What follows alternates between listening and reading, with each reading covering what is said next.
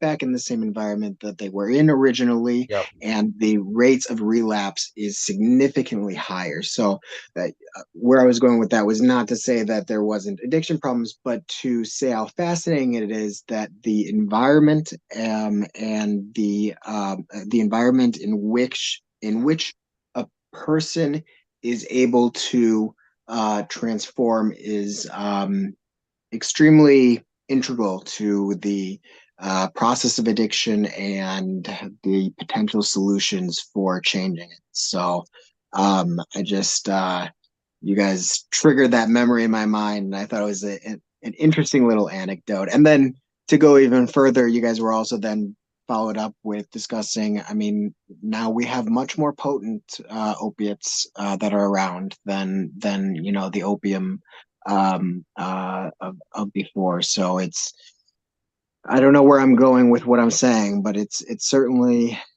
addiction is a problem that surely needs to be addressed. So that's all I have to add there.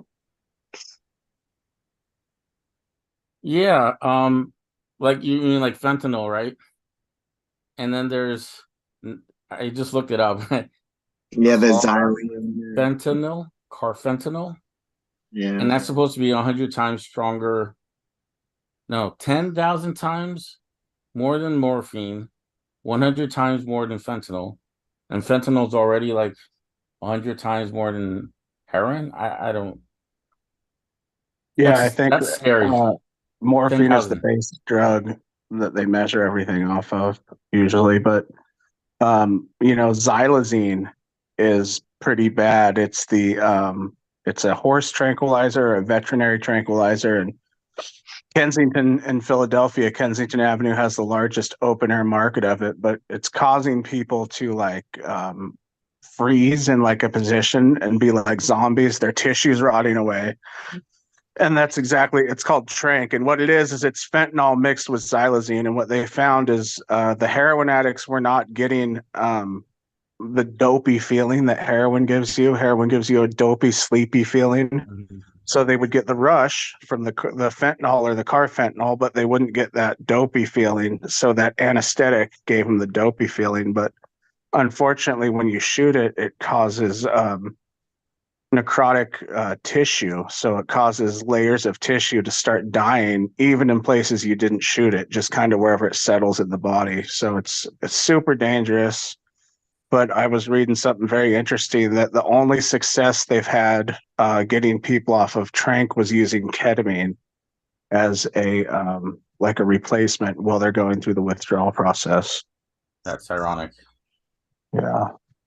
I think the withdrawal process is when you're talking about opiates specifically. I mean, if anyone's seen like Dope Sick on Hulu, I mean, the way that it rewires the brain, there's addiction, but the physiological addiction of opiates, it really is getting through those withdrawals is the hardest part. And what's really scary about xylazine is, as far as I understand, it doesn't work as other opiates do, and so it doesn't respond to Narcan. And so, um, people who are hearing about it now, the way media took a little while to catch up on fentanyl, it's coming with xylazine. And the interesting point you made about ketamine is its ability to increase neuroplasticity, and then to also potentially alleviate the withdrawals caused from these things. So, um, again, I don't really know where I'm going with that, other than to say that you guys bring up very interesting points of conversation that I think society is just sort of catching on to recently. Agree. Agree. They Yeah, I think someone brought up in the comments another interesting point about fentanyl, and they said, my question is, when Portland cracked down on the public fentanyl market in downtown a while back, they did not report on busting any dealers. Why? Probably because they're also on the take, and those are their right-wing wackadoo buddies in Vancouver. So anyways, they aren't really cracking down on any dealers, but I know that the House is meeting to roll back the decriminalization or whatever law it was in Portland that allowed all drugs to be or small amounts of drugs to be legal because they can't deal with the fallout from it. So, yeah, Measure 110, exactly.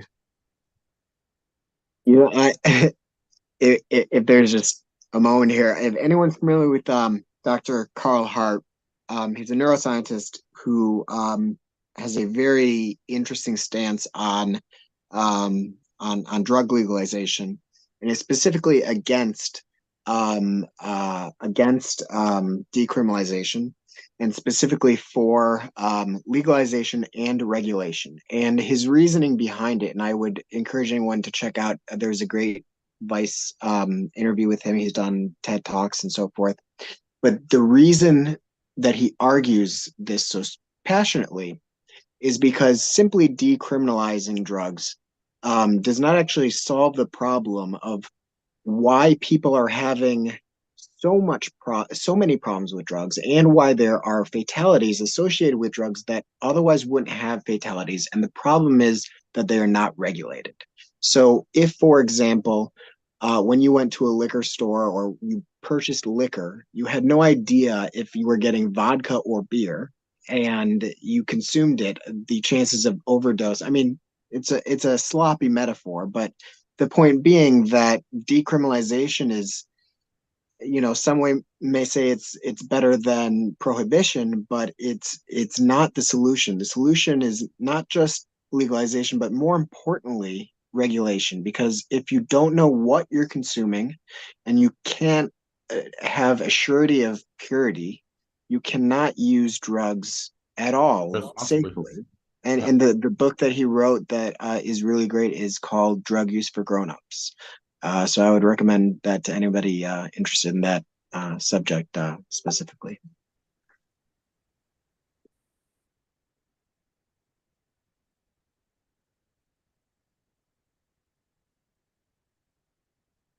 Thank you, Ryan. That was very informative. Uh, this is probably you just because I'm kind of curious. Have you ever heard? Because you seem to be knowledgeable of something called Krakatoa. So is that similar to crocodile by chance? I'm not It might positive. it might be another name for it. Yeah, are you referring to Yeah, maybe it's I forget- crocodile. I could yeah, be yeah, naming yeah. it wrong. I am. So from my understanding, I would have to Google this to double check, but I did watch, I think there was a good Vice documentary on it. My understanding is Yeah, that, they talked about right, it. yeah, it's essentially in very poor countries where, in order to the the drugs that they're making are made in a way where they're using caustic compounds in it that Yeah, have no purpose of getting you high, but are just because it's a poor country without regulation. And so bringing that up, then I assume where you're going with that was then to further the point that the lack of regulation causes significant harms to public safety. And yeah, crocodile, that's a great example of yeah. I'm not sure. Maybe yeah. for the Yeah. crowd, do you know? I mean, we can describe it a little bit, but essentially, it's sold or mixed into heroin. Um, and some of the what it causes, it literally you end up with like skin that resembles a crocodile, and then it's Yeah, necrophilic. what's in like it started in Russia or Ukraine, and they use a base of codeine to get the opiate, but to extract the codeine out of the pill, they use gasoline, and that's the caustic There you substance that go. erodes the skin and Right, and makes then it look all they don't have scaly. the chemistry know how to get it back out and make it safe. Right. But so they have a So cheap there's high by horrific going to the stories of pharmacy. people, yeah, who like literally just chunks their flesh die, like where they've injected, for instance, and then they just fall off. Yeah, No, but sorry, it, but no, I'm gonna stop with details, but it's a great um, example of how, I mean, I, you can expand this to many other instances where prohibition simply does not work. And when you try to implement prohibition, what you'll get is people going about whatever means necessary to achieve what For example, I believe in cognitive liberty and people's ability to alter their minds.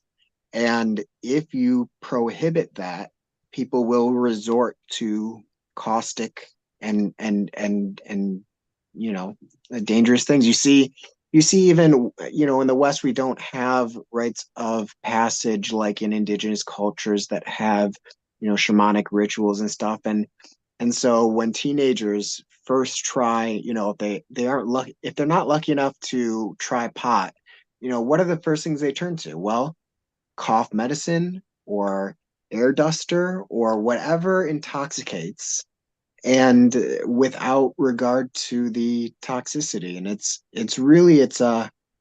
it's a cultural problem if you really think about it on a systemic level. Um, it's the cost of prohibition.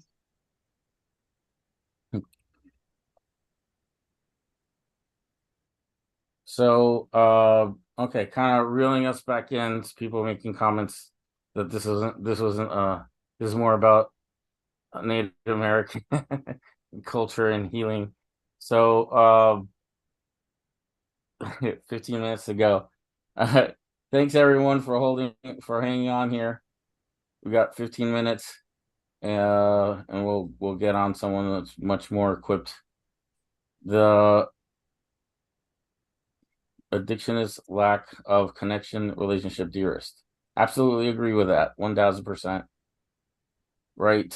Again, I suppose I'm sure, and maybe in some of the writings from the Vietnam stories that Brian pulled up and I've read before, there was a lot of correlation to, again, the soldiers coming back uh, to whole families, with uh, purpose, right? They're coming back to live for a purpose. They have children, families depending on them, towns depending on them, and uh, that I think is a very big factor in the people that I've worked with directly. And I'm by no means a specialist or a professional, but at least my personal experience, the ones that have survived and made the greatest turnarounds are the ones that did that. They found connection. They found someone to love, or they had a child and found a purpose to live for. And that's what's kept them clean. In fact, I have a story of a friend who I honestly, the last time saw them in person, I thought I was saying goodbye to them for the last time. I didn't think they were gonna live that, through that year. And I'm so happy fast forward 8 years. She has 3 children, is married, PTA mom, and you would never have guessed. But it's that she didn't have a purpose or reason to live, came from a broken home, and now she's got a stable situation. Obviously, she found a really good, stable partner to live life with, and her children that she adores, that she lives, and that's all she does live for. And she hasn't used or picked up a drink. Was it 2024? So it's almost 10 years now. Pretty amazing. So um any other things we can talk about?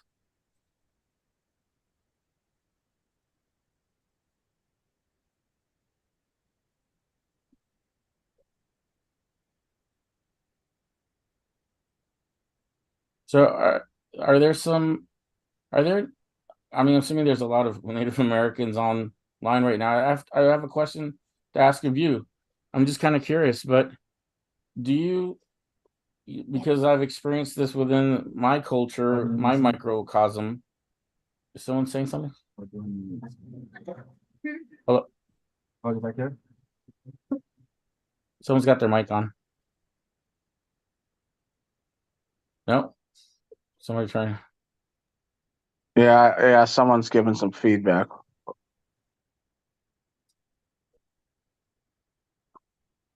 Okay. All right. Well, this is a general question out to the audience then. Uh, I've experienced this within my culture, my microcosm of Latino, Hispanic, South American native culture. When someone say comes and visits uh a reservation, but they're not from that tribe.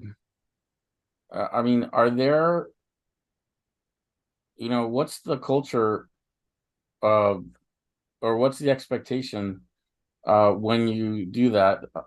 It sounds like such an ignorant question, but I really know nothing about that. I'm really fascinated and curious if you were, it doesn't matter, insert one tribe and you arrive somewhere else. Is that something that, is there a rule? Or is there a process? I don't know how to answer that because I don't know what the answer is. But are you talking about like if another Native American group came to another Native American group's reservation? Yeah, Or like, yeah. because I know like just driving, like you can drive through most reservations, they're I not mean, yeah. closed. Well, yeah. Let me, yeah, because it's not a well-formed question. But for instance, let's say you were from some other nation or tribe, and you were to move in, I don't know. I know so little about the different nations and tribes among, with each other. I'm assuming there might be some I could speak on this. historical baggage that maybe rolls around. I don't know. I'm just this is I speak on this just briefly from an observation where I've been blessed to observe what you're speaking.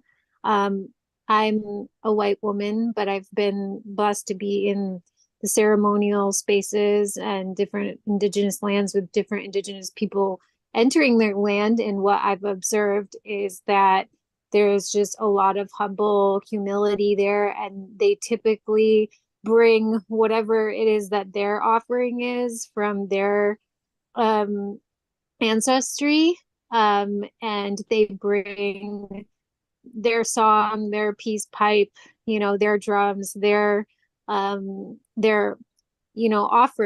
that they work with. They bring an offering, and then they essentially they just, yeah, they trade it. I mean, not trade, but they gift it, and they're sharing. It's really beautiful to observe because it's a meeting of two different cultures, and it's mhm. often like the chief of the tribe, or the elder, or the grandmother, or it's the person that's doing that, and then they have their support around them. And yeah, I was really blessed to be a part of the gathering of the eagle, condor, quetzal, and hummingbird, which happens in Palenque. It's going to be happening every year in Palenque till 2030. That's spearheaded by Chief Phil Lane Jr. And that was one of the spaces where I got to see more than two. There had to be maybe like 11 or 12 different indigenous lineages from the Americas. There were also people that came from Ireland and all around the world to partake and contribute. So I hope that helps. Yeah. Every little, just kind of just curious. I mean, in the Latino culture, and then these are big blanket generalities, right? But there are like Dominicans with the Puerto Ricans. There's like there's baggage that kind of comes with the cultures that it's more nuanced than anything else. Um, but I just, as a very ignorant, you know, typical American, more than anything culturally, uh, I thought I'd ask that drug, ask that question. Um, I agree, sugar is a drug. It's a poison. Caffeine, a drug.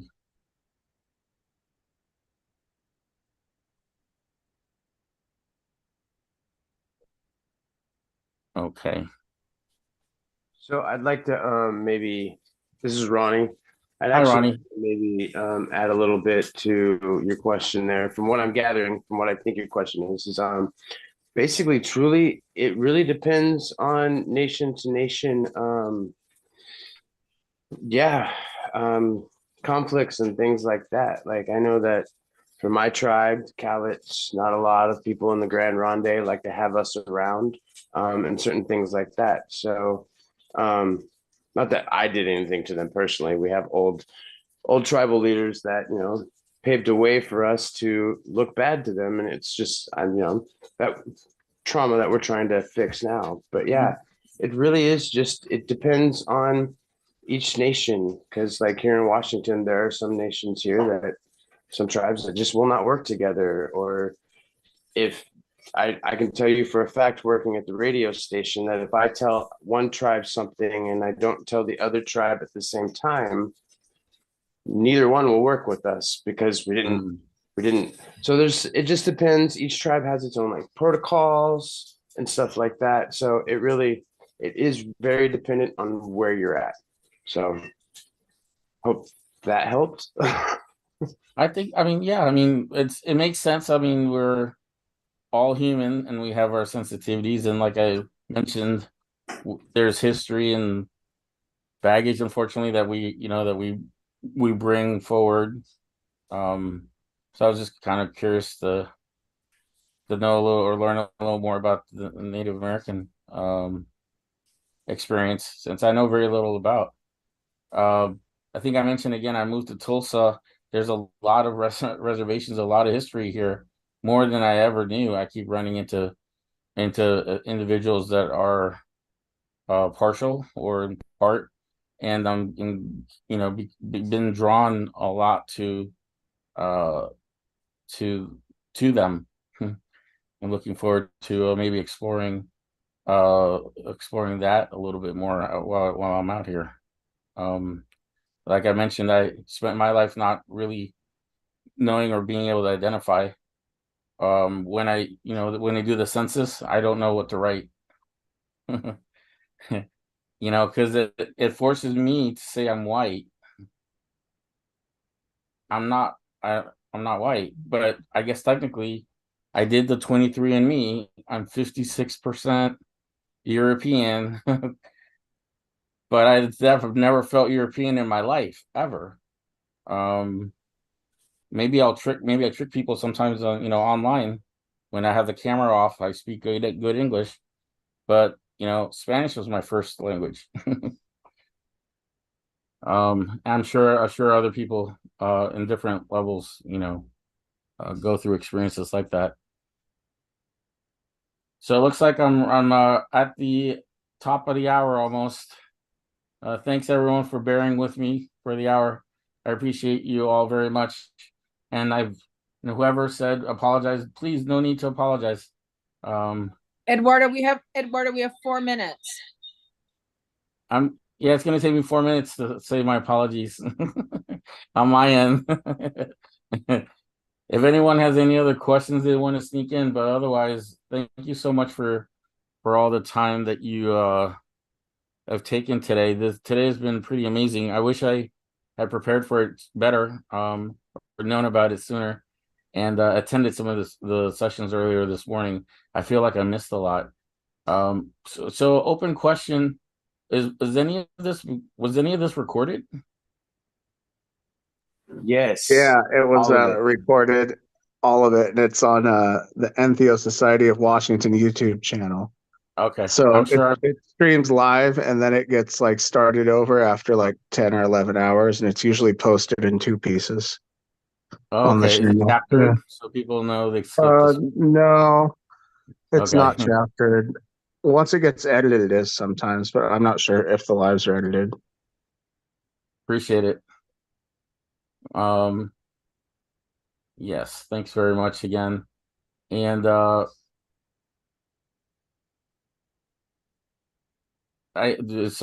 we've got someone coming in after myself in 2 minutes. Okay. I posted a link for everyone for the Entheo Society YouTube in the chat, just so you guys know. The first video is done. It's about 9 hours long, and then the second live video is going on right now. Fabulous. Question, possibly quick since we have 2 minutes. Go on. Okay, what's Go ahead. up? I'm Red, Liberty Mushrooms down here in so-called Portland, Oregon. I'm kind of keeping an eye on what's going on in Washington because Oregon is doing this very expensive, highly regulated, medicalized, whatever, jumping through hoops to access sort of legal access. So it's very expensive. Colorado has done it differently. They did a grow, gift, gather in their decriminalization, whatever. Washington is working on this. And from what I know of the couple of folks I'm in touch with, Decriminalize Nature Seattle and various folks are basically, I mean, there's lobbyists, there's paid corporate lobbyists right now lobbying senators, talking to people at the University of Washington. I'm curious if you, Ed, or anyone, kind of are speaking up about this because it seems like, first of all, it's the right thing to do. Second of all, tribes and state entities have an obligation to engage with tribes and how they're sort of doing nation to nation coordination of changing regulations. So if tribes have an interest in saying, we would like to heal our people from alcoholism or addiction or whatever, and have access to these substances, but yet everyone's kind of fighting the federal government for access. What's the evolution of these laws that are being proposed? Are folks even paying attention to these various entities that are advocating and lobbying, particularly when some of them are, as we know, corporate sponsors? I realize that's not a quick question, but Well, I'm hoping maybe some of my hosts here can respond to that. I'm not from the West Coast. I'm an East Coast guy, so I'm not in tune with what's going on in Portland locally.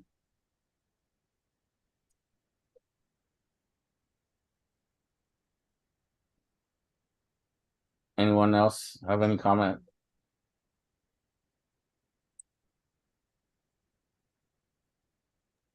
I want to know what tribes. Leo just said in the chat, we can share this video with tribes to consider other programs for their people. Which ones are you talking about? I wanted to share this video with any tribe that is interested in hearing about the Indigenous perspective on plant medicine, because we can potentially tell tribes that they can contact some of these healers out there if they wish to connect with people that are native and are awake and are interested in our voices for plant medicine being available to native people. Minnesota has an opportunity right now that they're required to fulfill, that they're struggling to fulfill. They have a advisory council to state as they're figuring out their decriminalization of psychedelic plant medicines. I believe they have one representative from the tribal communities in, what is called Minnesota. I saw her speak at the Horizons conference. They need another person. They're actively recruiting, but as per how governments are, the state was like, oh gee, we can't find anyone. So if anybody knows a native I'm not interested in like promoting people to more government positions. It's not the Batman and Robin show. That's been the problem. Well, sure. The assimilation is the mindfulness is the too much thinking of trying to make things up that are natural and they're not. If we could let one person speak at a time, that would be great. You're both talking over each other, so just one at a time, please. Well, me and Leo were talking. That's what I know. And I was asking her a simple question. And, again, what I'm noticing here is that, Leo's the one that said something about connecting to tribes. And I wanted to know which ones, because I also work with many different nations. And that was it. And then it turned into like making a plan to save the Indians. And there's not an Indian that's speaking to that or commanding that kind of protocol or process, because again, Indigenous people, we need to heal ourselves as well. We cannot just assimilate and keep taking your advice on what we need to do and how we need to do it. That's been the problem, is that you came here and made yourself sick. And we need to learn more about Mother Earth and each other in that way, not decide what's best for one another. That was it.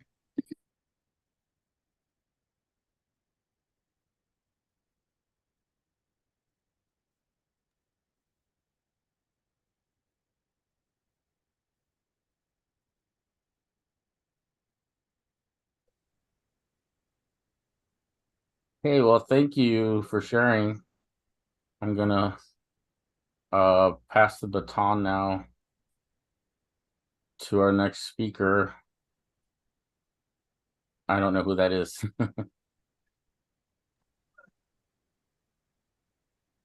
I think Mel is our next moderator.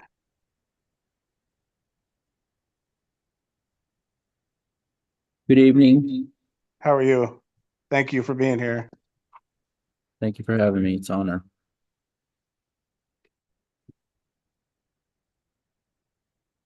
So my name is Melvin Stoves. I go by Mel. He, him, his.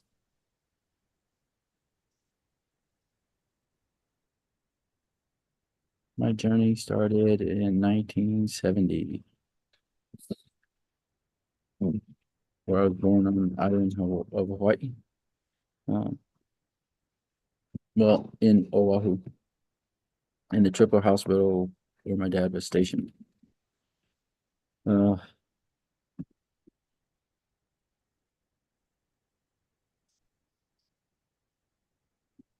My mom and dad divorced. So I'm gonna just tell a little story. And first, you know, thank you. It's an honor to be here tonight. It's an honor to present. Today, I bring with me my father's relatives, the Stoves family, and my mother's relatives, the Pepiolalos and Fanupos from the island of Hawaii. My mom was Samoan. My dad was German.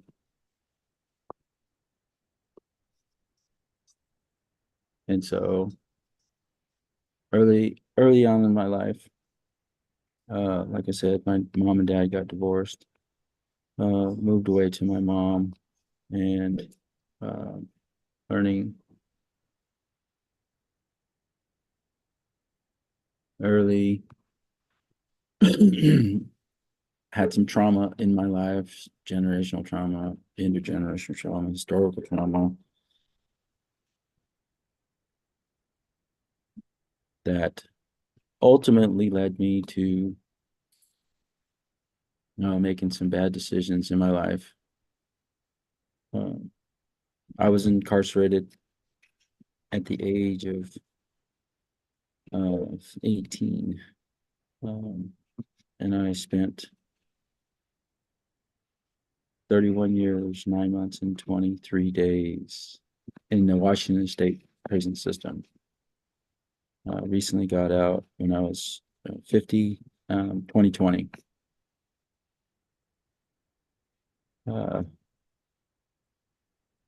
My journey has been interesting. I've learned a lot since being released, knowing that I have a lot of gaps in my learning. When growing up, my dad didn't want us to speak Samoan language. He wanted us our primary language to be English, and that doesn't mean that I can't learn it, but I don't know it yet.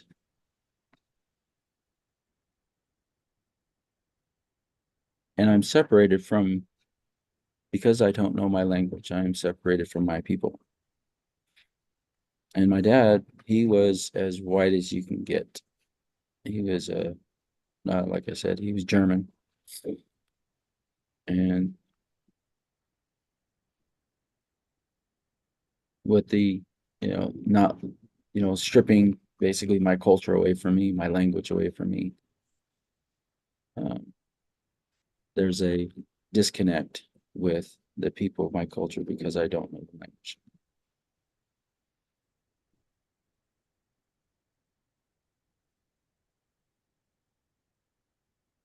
But that is something that I want to get connected to, is my culture, and that's my connection to my mother. She had passed away in 11, 12, 13 when I was still incarcerated.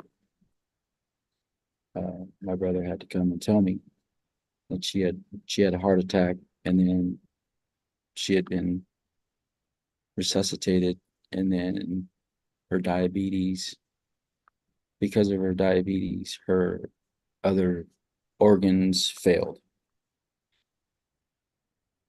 Um, so I know that's a missing piece in my life, because I don't know the language and I don't know the culture, but that doesn't mean I can't learn it. You know, there's information out there, there's people out there that I can get connected to. So when I was incarcerated, um, and I call it my previous life. So in my previous life, um, within the first couple days, there were Native Americans burning sage in the yard before a softball game, and I asked them what was this, and they said, "Well, we're just praying for a good game, uh, and we're praying, burning the sage, and sending our prayers up to have a good game and make sure nobody's hurt during the game or anything else." And I was like, "That's interesting." And they, from that point on, they asked me if I wanted to learn, and I said yes. So ever since then, for some 30 years, over 30 years, I learned about the Native American culture, um, pipe ceremony, sweat lodges, drum ceremony, uh, powwows that were inside the institution or facilities. I learned a lot about racism in the system because there was a separation within the system that I didn't experience because I'm grew up brown skinned and living in a predominantly white neighborhood and um, household. My dad was white. Um, so I learned what racism looked like as far as the separation of these are your showers, these are our showers, these are the Mexican showers, these are the white showers, uh, these are the black tables, these are the white tables, these are the Mexican tables. Uh, this is the black part of the yard, this is the white part of the yard. But I never grew up being racist, and it was just really interesting to me. However, I did associate with, which was an anomaly, is I associated with a lot of the different races that were within the prison system. Um, so the interesting thing is I was at 18 years old, I was sentenced to life without the possibility of release or parole. So I was never going home. And so that's the kind of mindset I had for, over 30 years, is I was never going home. Although I did have hope that one day the laws would change because I seen people that were in the system go home. And then there was this old native elder. He said he had never seen anybody do uh, their whole life in prison. He said laws change.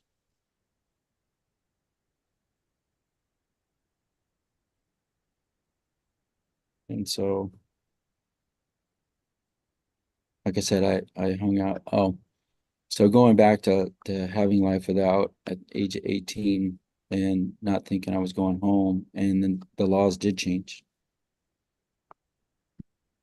So the laws changed and it allowed the prosecuting attorney of the county I was convicted in to resentence, bring me back for resentencing if he felt, he or she felt that the sentence no longer met the interest of justice. So I was incarcerated for somebody got hurt. And of course, getting life without, they don't give that because somebody was jaywalked. But it had something to do with plant medicine, and I did not have a good relationship with plant medicine growing up. I had a horrible relationship with it. I have since had a better relationship since getting out. And but the laws changed and in 2020, and I was allowed to go home and been integrating back into society. I decided to go back to school. So I enrolled in Olympic College. I got a business management degree last year, the year before, 2022. And now I'm going for a bachelor's in organizational leadership and technical management.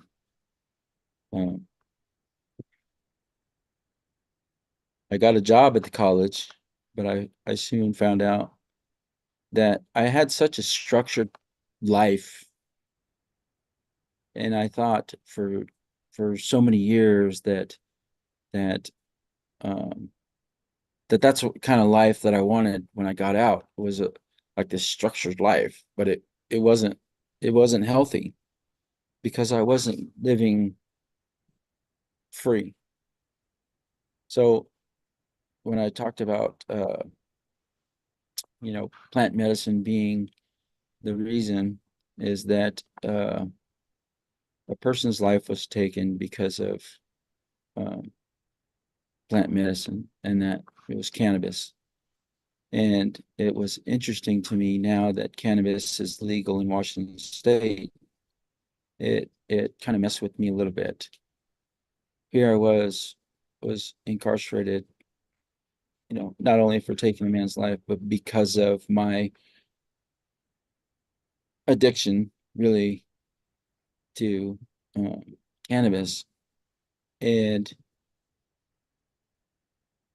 I say it's kind of an addiction because I always wanted it, and I would hurt somebody, and I did hurt somebody for it. Uh,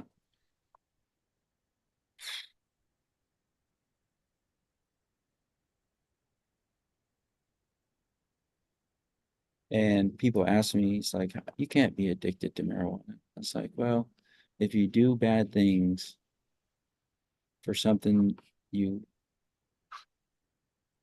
really want, then there's something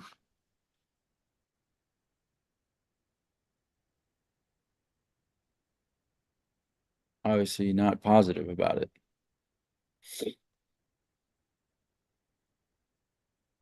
So, of course, throughout my history within the system in my previous life, um, of course, I built a life to stay out of trouble, to try to get an education.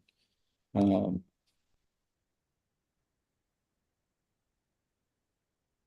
but I mean, thinking back about, you know, this war on drugs, and if cannabis would have, I think about that, if cannabis would have been legal back when I was growing up, because my brother got me involved since I was like 10 years old smoking, because he was 14 at the time, so he had older friends that either had it or grew it.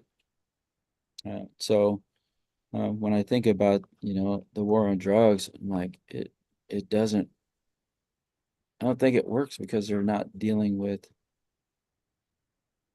you know, uh, obviously there's trauma involved, generational trauma, historical trauma that, my good friend, Solana Booth had, you know, kind of taught me about, teach me about, I always blame my mom, and she taught me to love and respect my mom because she had me. Uh, because I thought my mom abandoned me when I was younger. And then I didn't come to realize until later, through the help of my good friend, Solana. She helped me realize that, and then I had to dig deep too and realize that my mom was doing the best she could because there was 4 boys and my mom could not take care of us boys. And she sent us back to our dad. Uh, when I was about, they got like I said earlier, my mom and dad got divorced when I was about 4. And then about when I was 8 years old is when I got sent back to my dad because my mom didn't have the resources to take care of us anymore.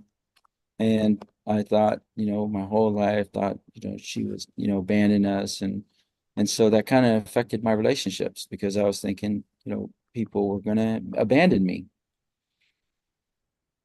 And then I realized that, she did what was best for me and my brothers was to send us back to my dad, and he had the resources available to take care of us and for us to be, you know, through interpretation, successful, whatever that means to anybody. Um, when I was growing up with my mom, I experienced, some poverty because, like I said, she couldn't take care of us. So, um, we were on food stamps and living, living in low income housing.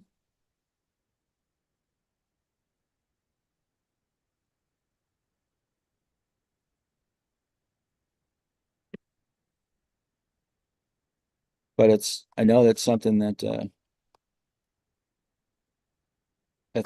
going to have to deal with, or not deal with. It's something I'm going to have to address.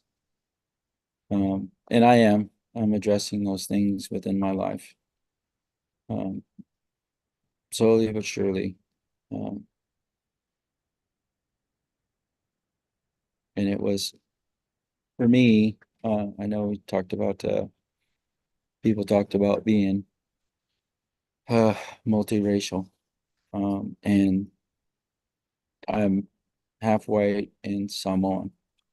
So I'm conflicted, and I love the Native American way of life.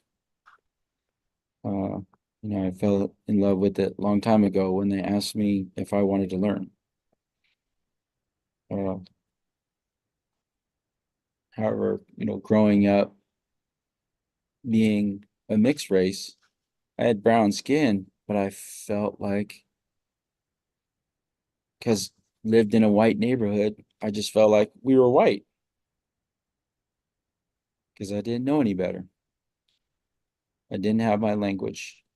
I didn't know about my culture. And I felt deprived of that as well.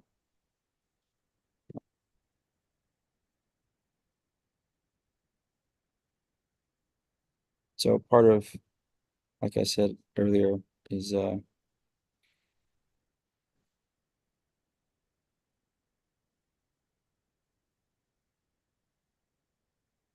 I'm getting better. Getting better. And learning about myself, and of course, I believe in God, and so I have to trust in God and His path, because it's already preordained. I love my life and the direction that it's going, and the person that I'm becoming.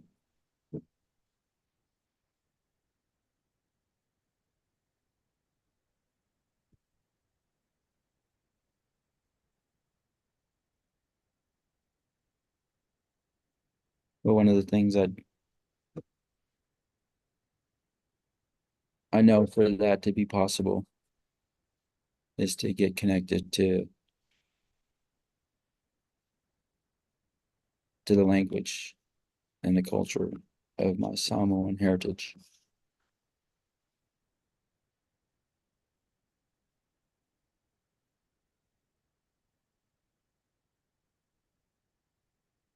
I don't know if anybody has any questions at this point, and I think I covered most of my life. Oh, so what I will say is that this, I kind of touched on it earlier, is the structured life that I thought I wanted. It's not freedom. That is not freedom. However, I do like the education because I am actually learning about the things that have transpired over the last 30 years. But I am definitely getting more connected to nature, and that relationship that we have with nature and Mother Earth. I've experienced quite a few journeys in the last, I'd say, 6 months. Going to the water, going to the mountains, experiencing those things. And that's been, for me, it's been eye-opening, because I realize what that freedom looks like, opposed to that structured life.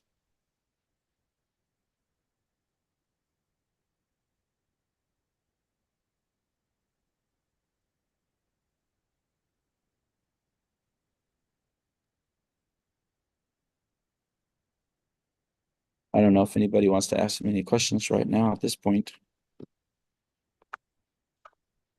Yeah, I have a question for you. It seems like you said you got out at like 50, or I did the math, Yes.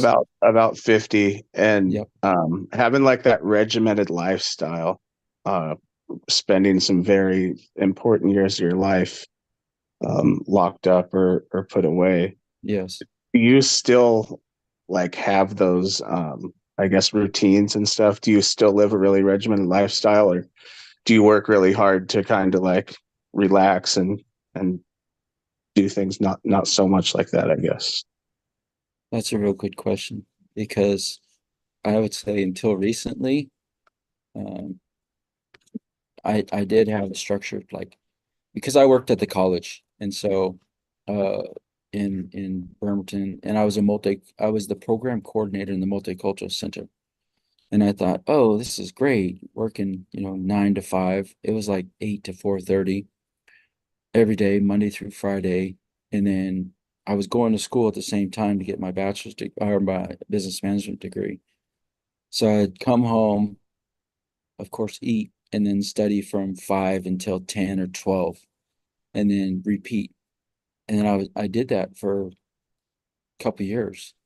And so it was until recently, with the help of my good friend Solana Booth, she she helped a lot on um, realizing, for me, making me realize that I had to do a lot of soul searching and realize that that's not freedom for me. And so now I work really hard, and I'm in the bachelor's program. And so I thought, because I wanted to get straight A's, I'm like, oh, I got to get A's. I got to get A's. So I've had a 4.0 since uh, getting my business management and bachelor's degree. The year and a half, I got a quarter and a half left to go. And so last quarter, I decided, okay, I'm not gonna. I struggled really hard to like, okay, I'm gonna give myself some time off. I'm gonna I'm gonna go ahead and not do homework Monday through Thursday and see if I could do it Friday, Saturday, Sunday. And I did. I accomplished it, and I still got a 4.0 last quarter. I don't know how I did it, but it That's consumed my awesome. life. And so that would help me kind of like take a step back, and it's like I don't need to be consumed by that. And so I ended up switching jobs as well from the college. Now I work for the sports team in Seattle, the the Mariners, the Kraken, the Sounders, and the Seahawks occasionally, because they only have 8 games at home. But I work as a utility worker, and it was a no-brainer because I can work 10 days as a utility worker and make twice as much money as I was working 20 days at the college. So it was a no-brainer, and I got some help with that too to make that decision. Uh, because it was just coming out from a structured environment, a regimented environment, and then coming out and trying to maintain that kind of like structured environment. Uh, it took away my freedom, and it felt like I wasn't living. I was just a drone in the matrix. Wake up, go to sleep, work, wake up, go to work, come home, study, go to sleep, and eat in between them. But it was just so structured that it's like I didn't get out of a prison. I put myself from one prison to the next. And so, man, some awesome friends in my life helped me to make those decisions, because I asked quite a few, and and so going back to the plant medicine as well, is that because my life was so structured and because cannabis was illegal um, when I was growing up, you always driving somewhere and you smoke a little bit, and you're looking over your shoulder like, oh, who knows I'm, on cannabis, who's gonna smell it on me, who's gonna, and always looking over your shoulder, to getting out to where it's legal, and me walking down to the grocery store or going to the grocery store and people smoking it on the side of the road. It was such a shock. It was a culture shock that it changed that drastically, uh, that a couple of my friends said, you need to loosen up. And that's why I ended up uh, deciding, yes, I would smoke a little bit cannabis, and it helped. It helped relieve some of the stress and some of the worries that I had. Because I think of it like this as well, as a medicinal plant. in this stressful situation, when I'm putting myself in an anxiety filled situation, I'll end up smoking some cannabis to help reduce that stress that doesn't impact my immune system. Because I could make myself, well, anybody could literally make themselves sick by getting depressed or angry or sad or anything. They can make themselves sick. So I decided, okay, I was going to have a better relationship, of course, with my help and my good friend Solana as well, to have a better relationship. She told me to have a better relationship with cannabis so I can get that healing from it. And it's actually I have a whole new perspective on that plant medicine, on cannabis, and on other plant medicines and life. And my mom, yes. And my relationship with my mom. Yeah. Thank you for the question.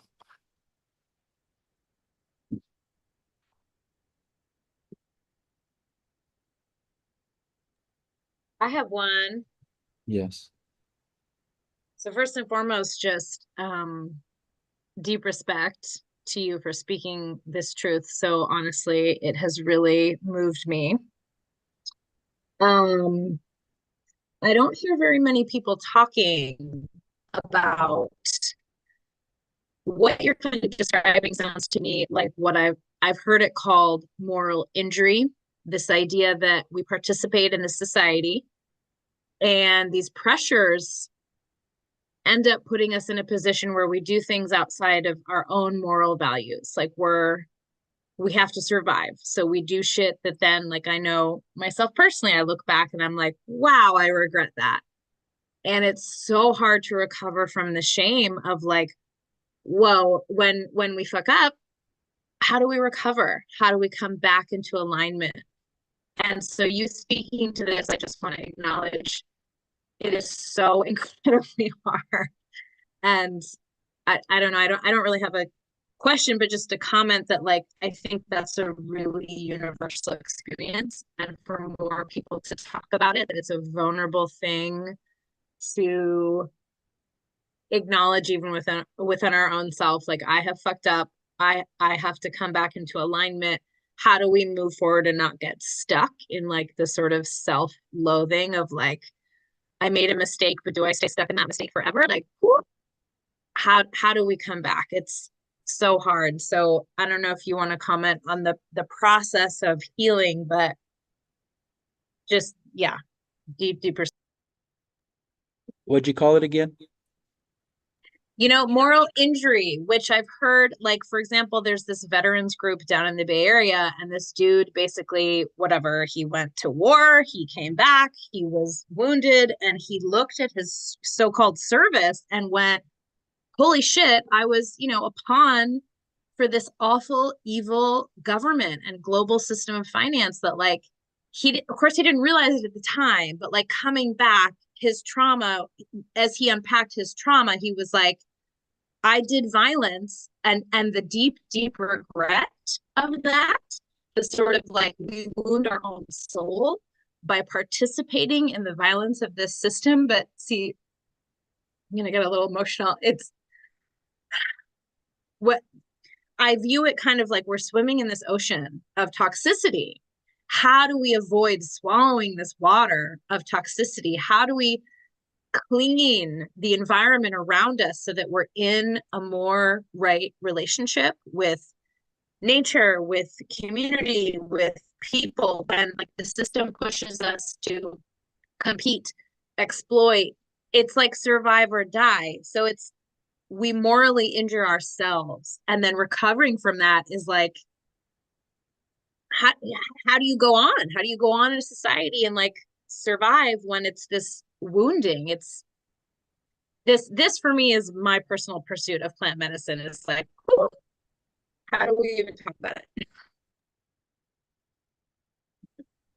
Thank you. I think, well, I feel that a lot of times that there's also, the historical and generational trauma, that my friend Solana Blue talks about as lots to me, that we give up on people at a young age. And so talk about healing, I think, what I feel when we go somewhere or we do something and things are preordained already. And so in our lives, we attract people that help us with our walk, help us through our life. And those people are medicine. And those people bring their medicine with them.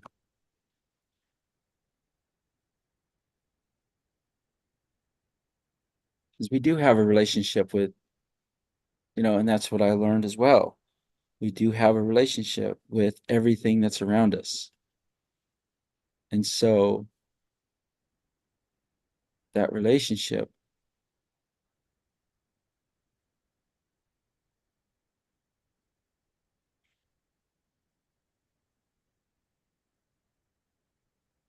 I think helps that healing process.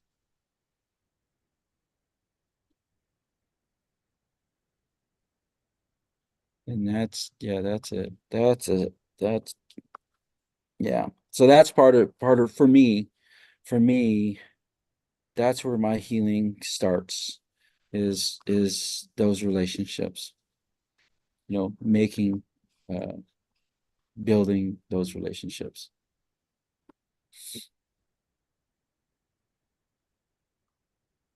Mel, you have some questions in the chat. Ed had a question about role models. I don't know if you can scroll back to that one. And then there's a couple more.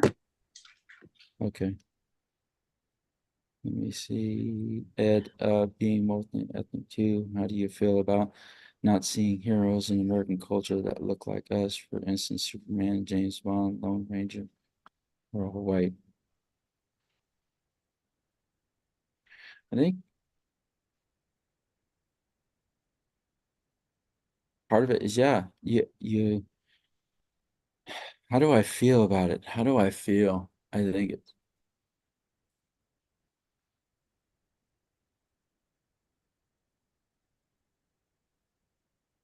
I'd probably say isolated.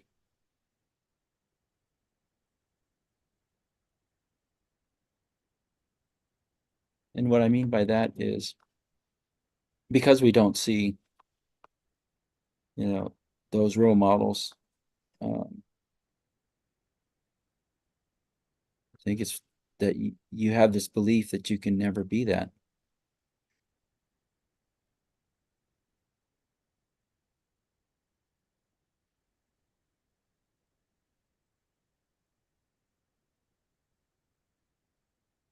Because that would be interesting.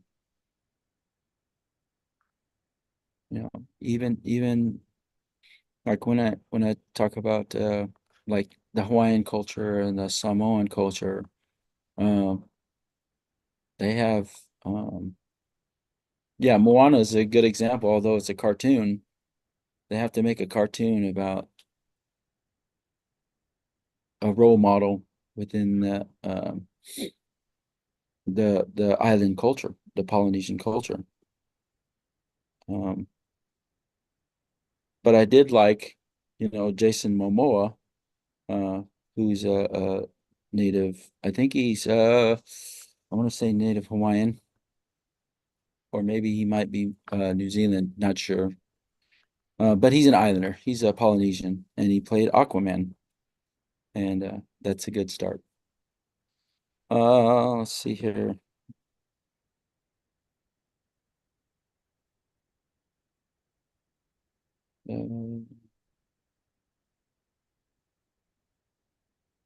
Normal Western society and expectations are totally a prison, work, hustle, etc. Yeah. So a friend of mine ended up having me read this book called or it's Rich Dad, Poor Dad.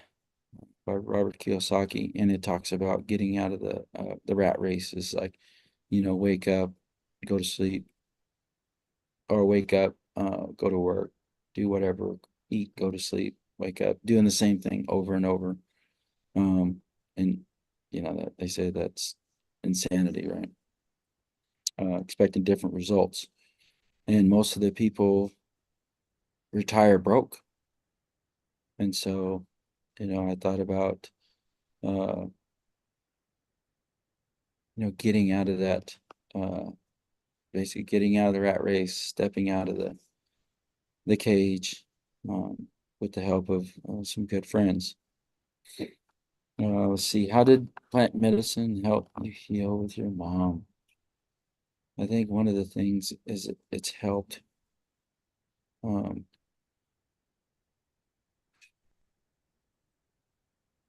realizing that I do have a connection. And the plant medicine is having a better relationship with those plants and having better relationships with plants and animals and the air and Mother Earth. And my friend taught me about that. Is that having a better relationship? Once I can have a better relationship with a plant, it's like I don't even have a good relationship with a plant. How can I have a good relationship with myself if I don't even have those kind of relationships?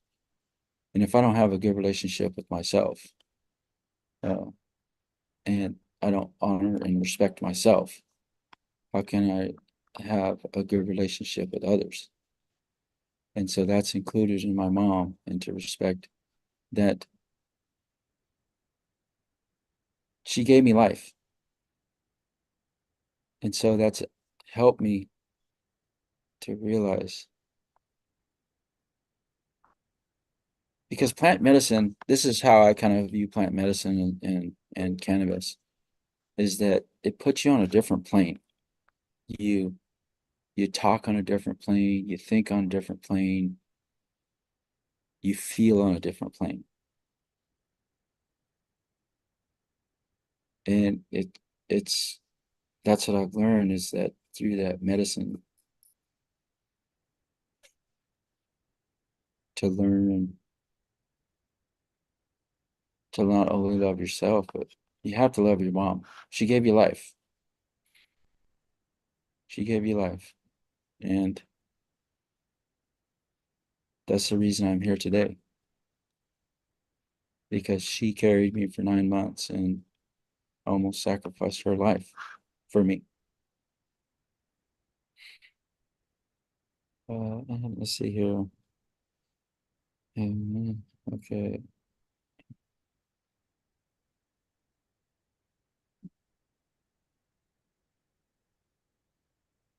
Oh, is that Jason Momoa? Oh, you're talking about Robert Kiyosaki. Yeah. Yes, I know. He wrote a book with, I didn't like that either. But the one thing that I did get out of that was the whole thing was stepping out of the rat race, you know. Uh,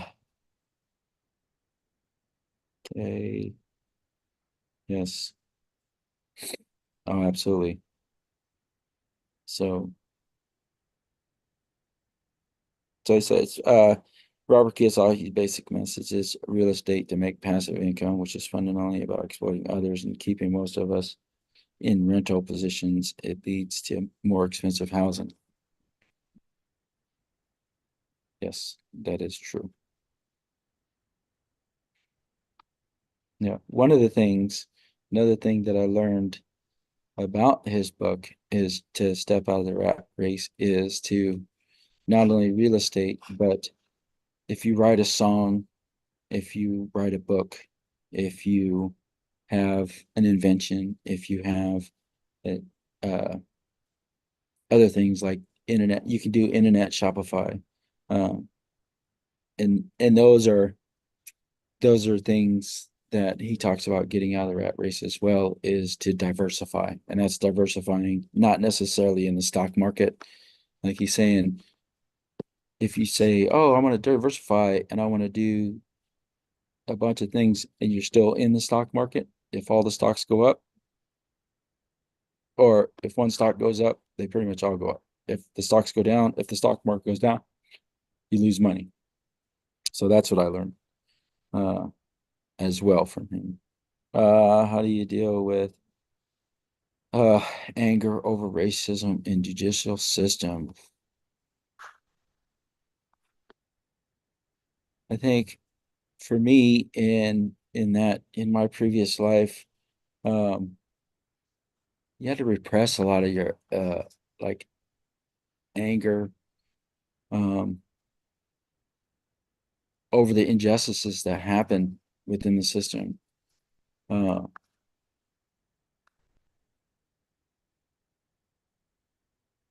because it's like you're trapped in this world that you have no control over. Yes, you can make waves, but they have like isolation for people who are problematic. Uh they would stick people and it's a horrible situation in isolation. It's where you get stuck in one cell, which is the size of a 8 by 10 cell, and they stick you in there for months, weeks, or months and years sometimes. And so um, that wasn't a very good environment for people because um, 9 out of 10 people that went into isolation and that had a relationship with four walls instead of people, you can tell, you can just sense that they were off, like they weren't they weren't right. um how you have the people that have the 1,000 mile stare and just stare right through you.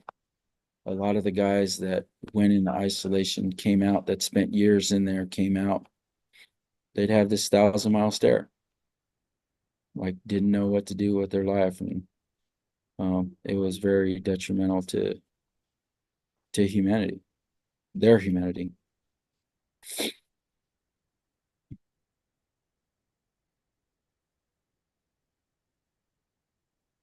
Yeah, yeah, it is.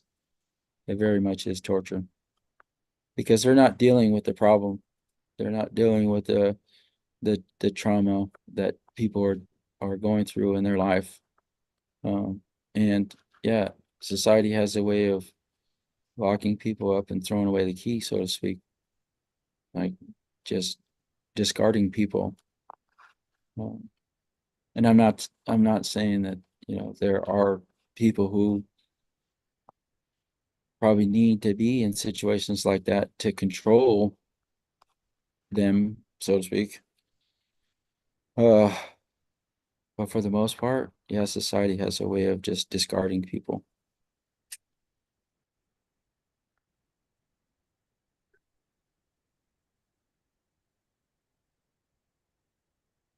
Yes.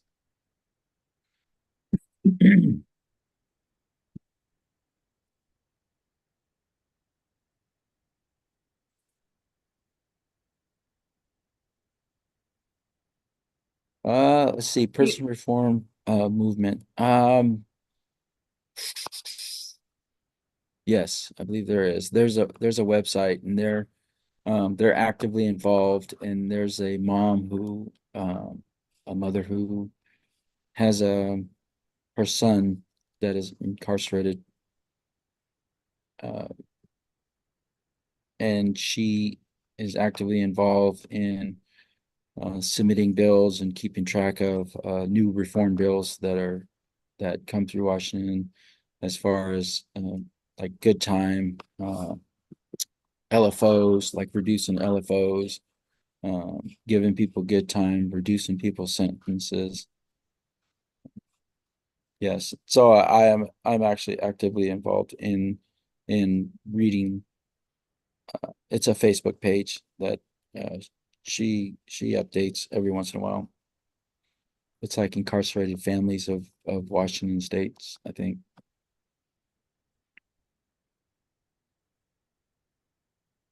Let's see here.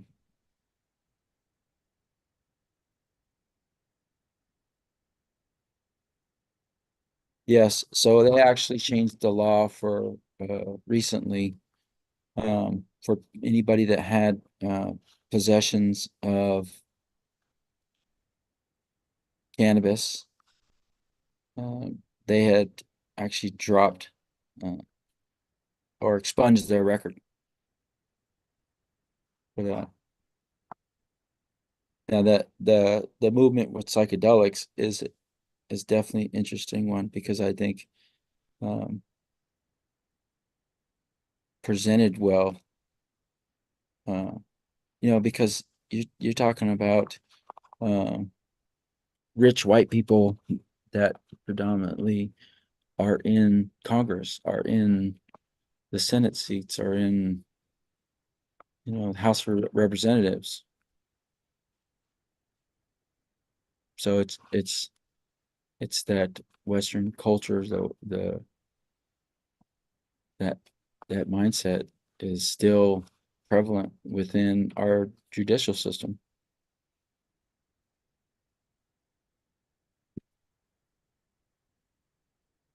I'm trying to look up the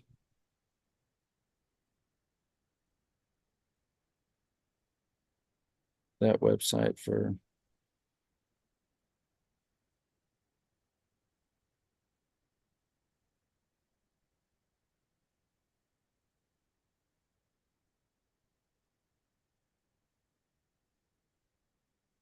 okay. It's information for change. It's on a Facebook website. It's information for a change for the families of the incarcerated in Washington. I'm gonna put it in the chat.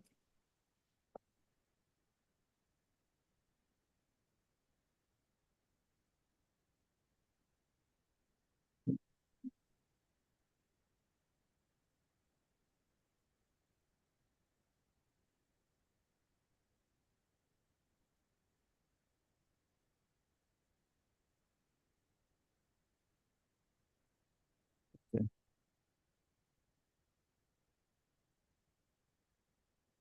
Okay. Yep. Let's see. Can you contact me? Yes. Yeah. Let's see here. Yeah. No, I'll put my email address in there. Um, uh, yeah. There you go. Cool.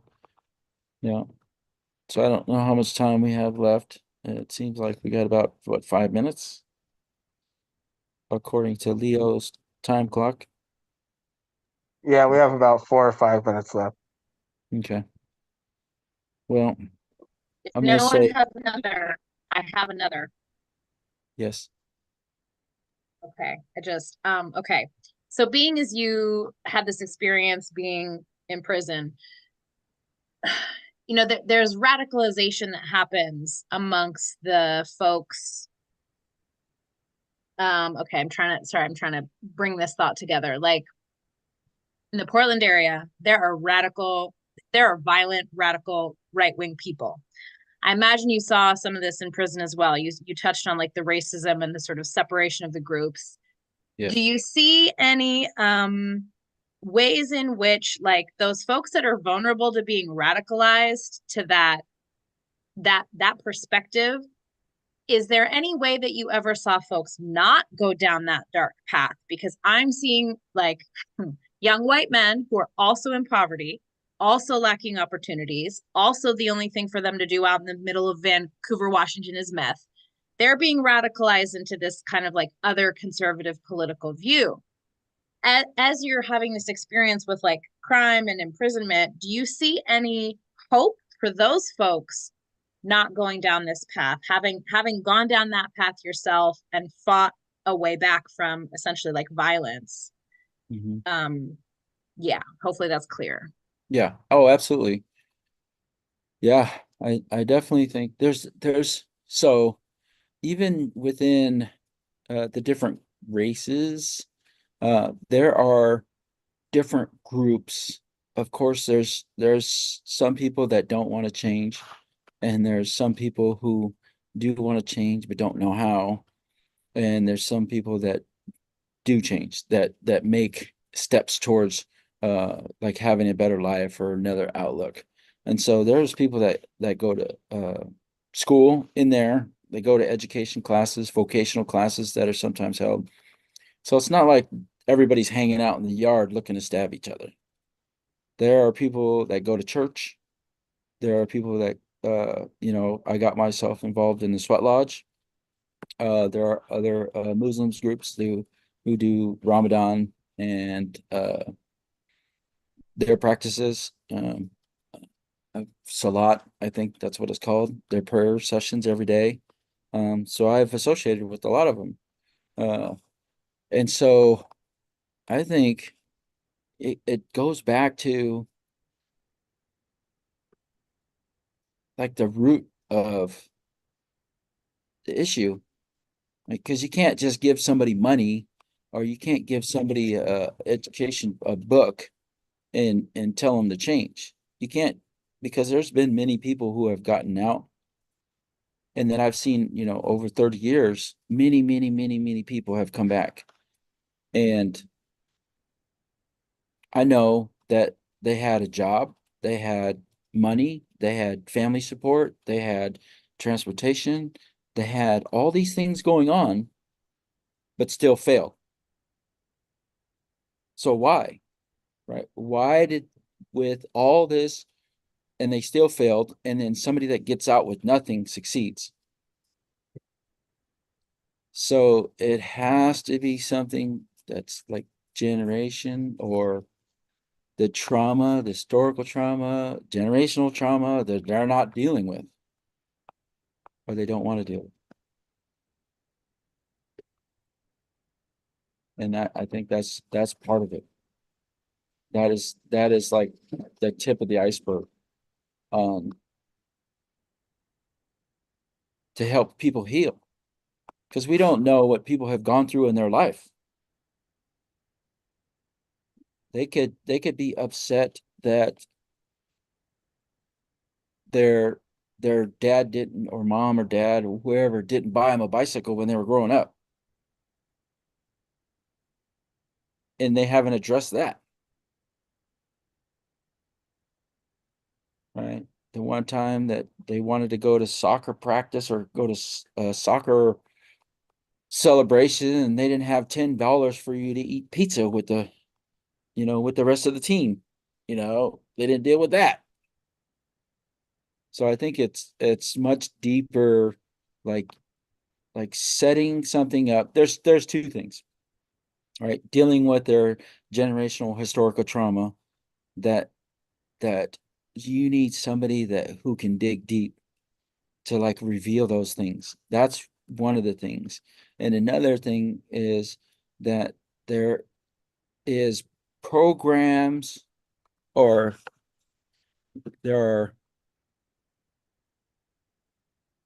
organizations looking to set up some kind of release plan, and that includes, everything from, what you need to wear, where you going to work, whether you need to work or not, and maybe possibly uh some kind of therapy session, counseling session, something to address those needs. Because I think when a person first goes in the system, I think that's where reentry and reentry starts. Reentry starts the first day you get in. Like, develop a reentry plan. And what does that look like? And not just you, but have somebody else review it. Have a team of people that are invested in your success, in that person's success, on getting out and being successful on whatever that looks like. If you want to be successful living up in the mountains, we'll give you the tools to do that. We'll start, figure out how to light a fire with 2 sticks. I don't, but just give you the tools, whatever you want to do. And that, I think that's probably, it's probably a good start right there. Okay, cool. We're at the hour mark. Yeah. Cool. Thank you. Nature and communal dynamics. Yes.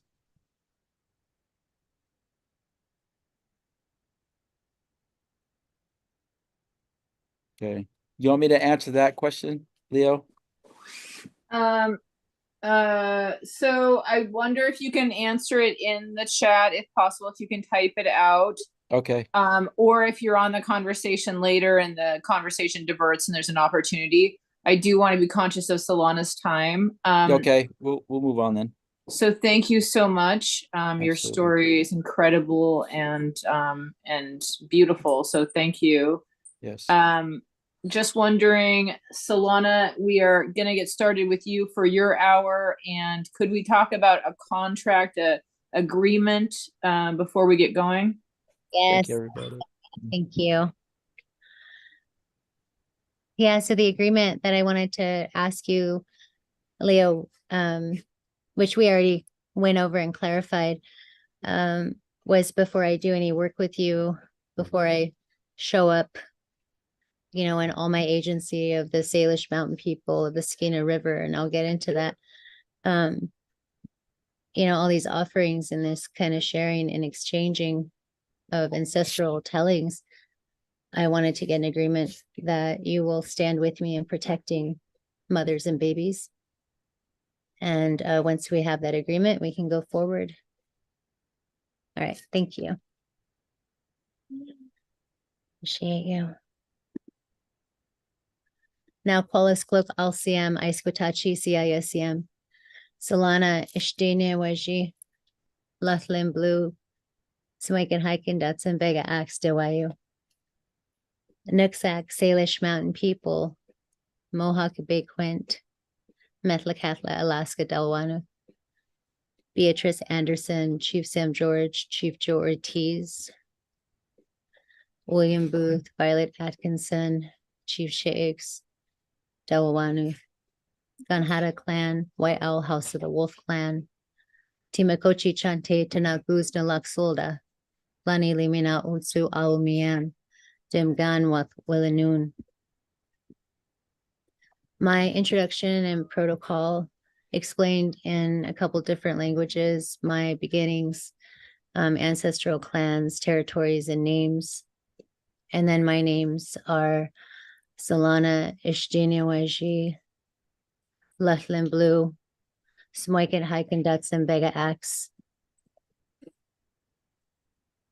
And the first one was given to me by my aunties. The second one, Ishtiniwaji, was from the Crow Agency out of Montana. It means that people from all over Mother and from all over the world will find their way to me to find their way home. And so I'm that way home. The third one is Luthlin Blue. And Luthlin Blue is about blanket medicine. The blanket medicine has to do with the Gwishalite, has to do with the relationships of the animal people and the plant people and the two-leggeds, and the wingeds and the stone people, the copper. So many different relationships within the Gwishalite teachings, within the weaving of the Gwishalite. It's a blanket. The white world called it Chilkat, the Chilkat blanket. So that's where a lot of my teachings come from. And so I also talked about from the heart of the prairie, which is the Buffalo Nation. Timakochi Chante is the name of my family's teepee. Naguz Nalak Soda, the heart of the ocean, is the name of my family's canoe. And the two different nations are together. And together the two nations holds and carries many different tribes of people, different ages from different territories. I also said, from the heart of the prairie to the heart of the ocean, the universe sings to my soul. And because of God, it will be done, so be it. So I'm going to continue my introduction with English. Being a mother of 9, 4 natural, more than 5 adopted, and grandmother of 2 granddaughters who are future grandmothers in training, it is in radical humility and prayers to be with you all today. Principal consultant of Advocates of Sacred, birth worker and chair of APA, which is the American Psychedelic Practitioners Association. I wanted to share some Ayak Adak, some ancestral tellings and truth. My relationship and being a sister and an ally of humanity, being a traditional pipe carrier, being a Sweat Lodge pourer, smokehouse lead doctor for my family and my people, traditional canoe family skippering and keeper, traditional forager and gatherer. So I also am a huntress, lineage keeper and advocate of the mountain people of the territories, like right now where we're at. I'm just south of Seattle. Here in this territory, we sing my grandfather's red song. That's our Salish anthem. From the beginning of the wicked, like the conflict, the genocide, when that started, the moment we could have an anthem, it was his red song. It was his prayer song. So I bring with you the medicine of the Skeena River out of British Columbia as well, where the Gwishalite is from, where the spirit wraps around you, the Chilkat blanket. I'm also a champion for my Haudenosaunee Nation from the Mohawk Bay Quint, where one of the 3 peacekeepers came from, and the originators of the Constitution of the United States. Lastly, I'm an advocate of the blackfish, the salmon, the wolf nations, as well as the Buffalo Nations people. My children are from the Buffalo Nation people through their paternal side. And again, in radical humility, I've earned also the teachings and the knowings of the canoe, the salt water of mother, the breaths of her are plants. All these stories, all these relationships to the four-legged, it is an honor to see you all and be with you all tonight. I lift my hands up to my sister Leo for inviting me to share some of this Ayak Adak.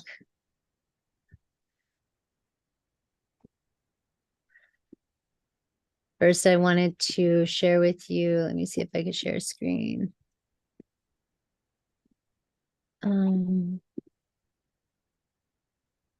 Here we go. Oh, Chrome. Okay, let's see. Hold on a second. Okay, hold on. Oops. So can you guys see the center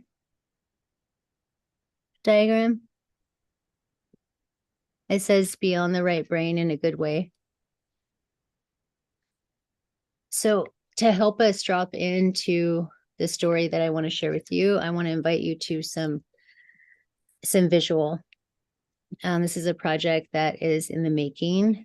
It's going to be not just a publication, but some media messaging around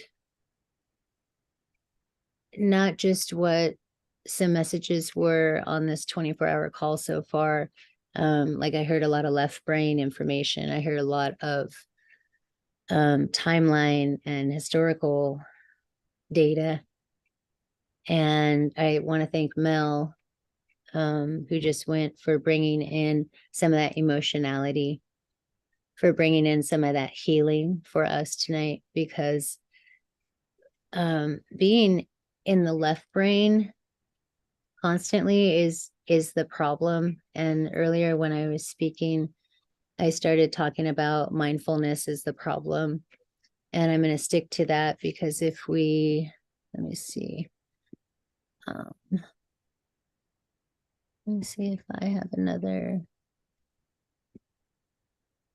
Okay. Just see. Oops. Okay. when I say mindfulness is the problem, if we look at one of the star teachings, which people call it the medicine wheel alchemy, the mental is the air, the element of air. Okay, the fire is the element of the spiritual. The emotional is the water. We are emotional beings. I apologize for this diagram because it doesn't show you that you are mostly water, and we're working on that. The physical part of you is the earth element, the stone part, right? Like the most sacred, like you're finally in the flesh, like you're finally in the flesh again. You know, you have this life to live, you have these choices to make, and not everything needs air. That's my point around, you know, mindfulness is the issue. We do not need to, like, making things up is not going to help us. Creating more problems and more solutions to more problems is not going to help any of us. And that's the mindfulness. And so what I'm sharing with you is a different way. That's it. I'm sharing with you that we are emotional beings, and that when we talk to clinical psychologists and these mental health professionals, Leo, I'm sure, I know you and Lorraine Brave, there's a few other providers that have been on the call today, that helping the clinician and the provider get into the right brain is the most trickiest part. Like, why is that so tricky? Because you also haven't had a lot of practice in your own emotional brain, in your own healing. You know, you can't think your way to healing. You can't write your way to healing. You can't talk your way to healing either. You have to feel it. You get to feel it. You get to feel it. Like, that's the point, right? Like mother's breath, all these plant medicines, whether it's, you know, the cannabis or the polypore that sister talked about earlier, or the Indian elabore, or the osha, the bear root, or the dandelion, or the rose, or the psilocybin, whatever her breath is the way to hold, is the way to move our water, is the way to thaw, like unfreeze, you know, begin to go back to the right brain. So this was created and to help explain the right brain in a good way, to help you understand that the generational trauma is what disengages the right brain. If we can separate it in the visual, we would. Reconnection to water, so we're just going down the middle, regenerates the right brain. The reconnection to water, being on the water, being in a canoe again. You have family, community, and ancestors, and the salt water. The salt water is the healing. Allows the left brain to surrender. Not just surrender, but like be held. Not just be held, but like rest. Create. Engage again. Feel again. You know, it's with these emotional intelligences that the blackfish is the main predator of the sea. The orca, the blackfish, the killer whale, so much emotional intelligence because of how much they feel, how much they allow. They're so connected, like how they feel. The saltwater is how deer and elk feel a certain yardage, right? It's how squirrels feel the tree. It's how all our four-leggeds outside, how they sense things is not that far, but the blackfish goes very far. She's very smart. The predator of the saltwater, the healing. And so then we go down to reflow of water, fire, earth, air, and regenerating self and community. Because once you start to understand the way of the canoe, right? Peacemaking through wellness, the ways of the canoe, then there's that right brain and beyond, that relationality, flowing and adapting, like that movement, sovereignty, self-organizing, gentle action of earth and air. Because all this air, this mindfulness is like a violent air. When you make stuff up against me in the justice system, that's violent. When you remove babies from mothers, that's violent. When you intercede in the clan system, that's violent, right? When all this violence, that's a lot, that's too much. And so air only needs to go a certain way for our water, right? Like for our water, if we're mostly water.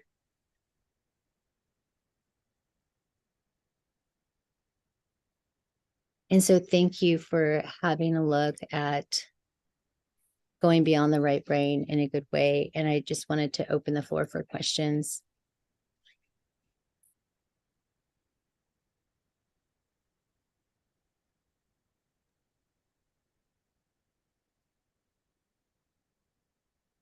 Can we see that again, please?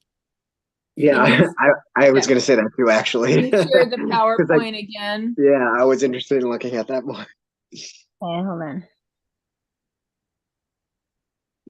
Yeah, I'm gonna fix the word brain. That was, here, let's see.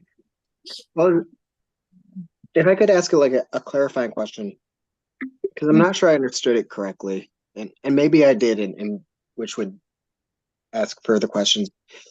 Oh, what exactly were you saying about mindfulness? Were you implying that there's a nature to mindfulness being used in Western culture that is having a negative effect? Is that what you were saying? I was wondering if you could expand on that. I found it interesting. I wasn't sure. Yeah, let me see. I'm gonna move this down for you. Hold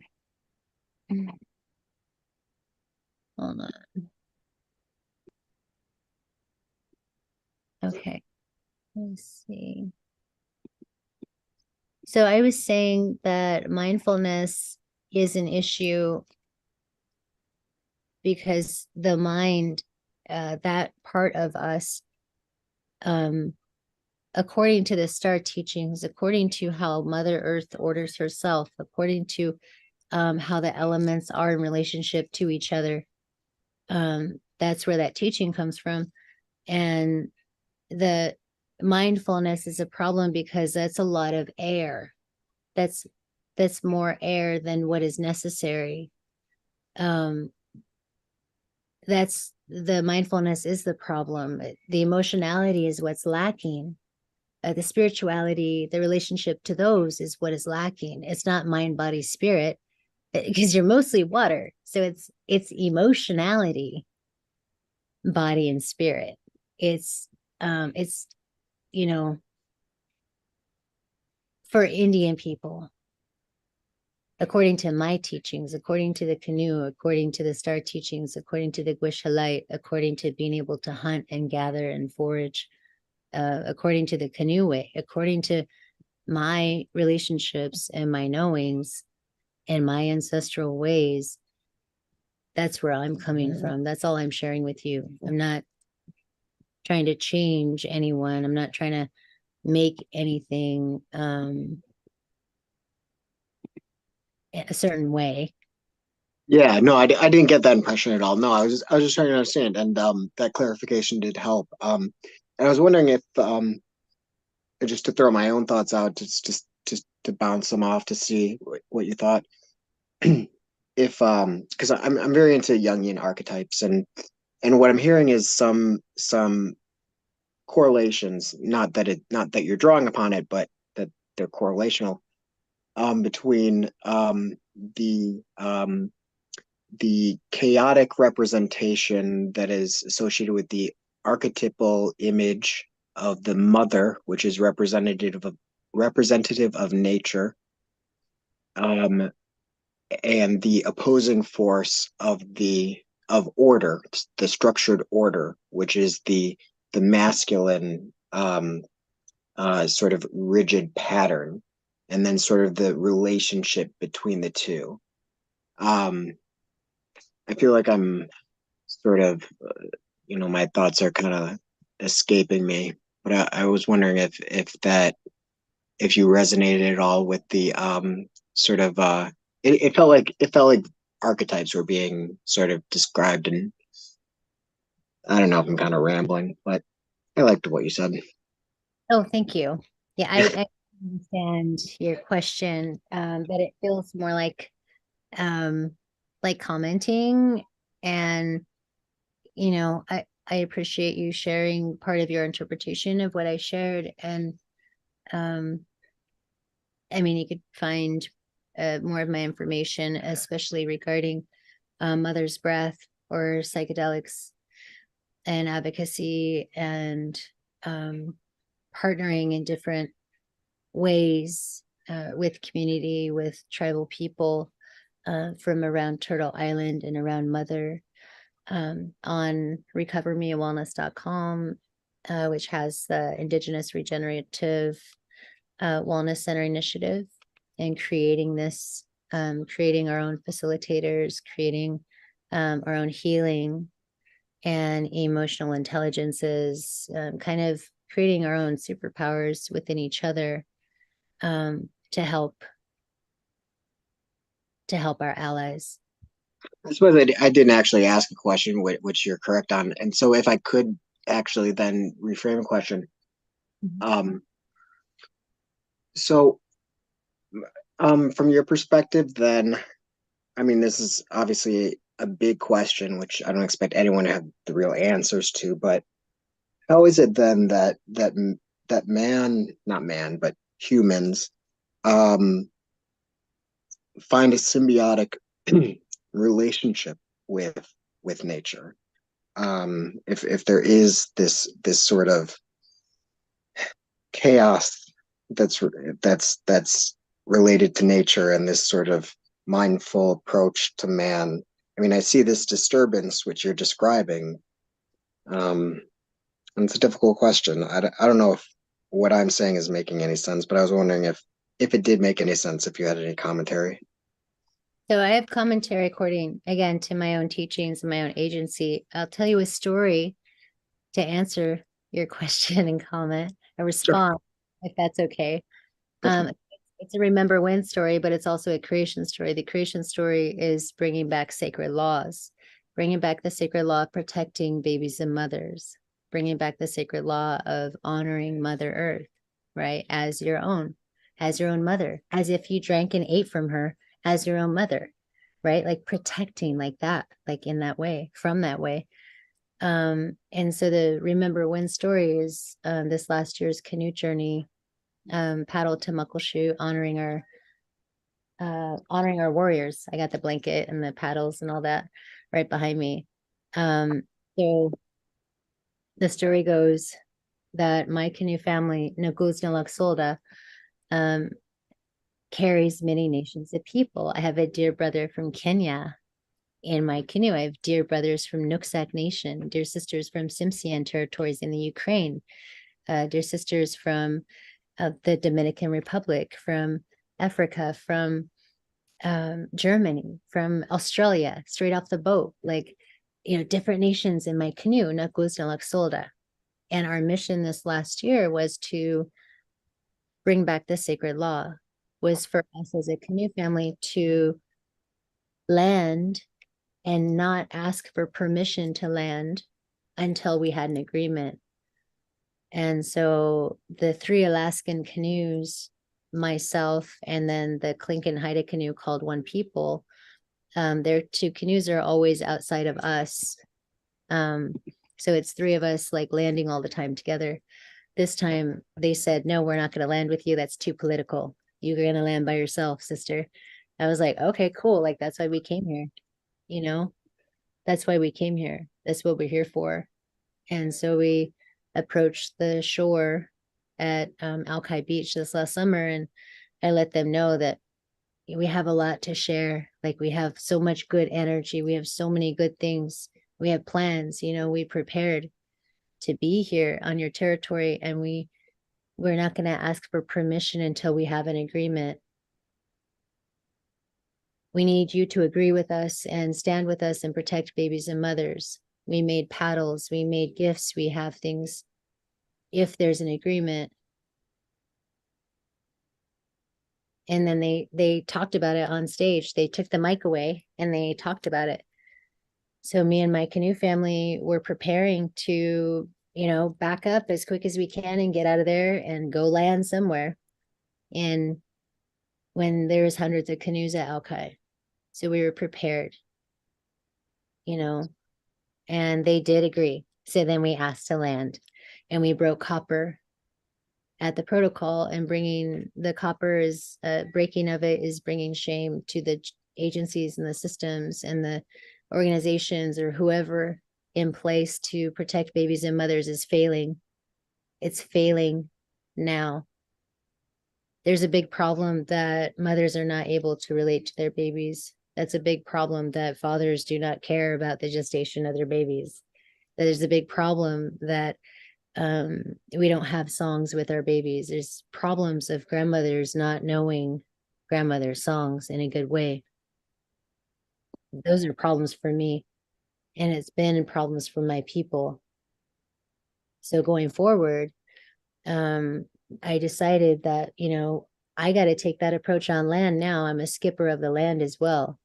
I know where to launch from. I know where to land. And so I also provide for my canoe family and, provide animals and plants and different ways of helping on land as well. Because you're only as good as, you are on the water, on land, and vice versa. Like Mel was talking about, like, how can you relate? So it's even more treacherous out there. And the ways I learned about the canoe was from the ones who did it in secret, the ones who went out in their big, huge dugout, 56, 60-foot canoes, heavy as heck, out in the Salish seas. When it was too stormy for the Coast Guard to be out, they took their canoes out there and they kept it going for me to learn, for others to learn, for it to be kept in a good way. And it's not written down. You have to feel it to share it. These things you don't just talk about. Not just everyone can talk about it, because they can't even say it unless if they feel it. You wouldn't even, like you wouldn't be able to feel it as I'm sharing it with you if I didn't have that. Right. And so these relationships are most important, right? Honoring her saltwater, honoring mother's tears, honoring your sweat, honoring everything, honoring the water around gestation, the placenta water, like honoring all of it. Honoring, like, why not? Isn't that what we want? We want to cry, we want to sweat, we want to heal. And those are the ways of, those brought the different disciplines, those brought the different knowings, the different relationships that I mentioned in my introduction. And that is the remember when story to why there was that agreement at the beginning of this call. And I appreciate taking the time to do that. I think that I think a lot of what you said is very beautiful. I think, and I also think something that you're onto in the message that you're conveying. I mean, I think that if you go to the very depths, if you break apart any social structures, you get to the core of what is humanity. I think that the mother and the child, the giving of the birth, the renewing of life, I mean, that is at the core of humanity. So when you're talking about encountering other, and it's that that was well put the way that you phrased that. I think that's a very a deep part of humanity is that rebirth process. Thank you. You're welcome. Totally. Yeah, I had the honor of practicing death work from the age of 3. And so I do have a good way of being able to share things because I've got to master those feelings. I've got to really be in medicine, in myself, remembering through mother's breaths, remembering through the four-legged, through Zelda the eagle, through how she remembers the star people, how she remembers us.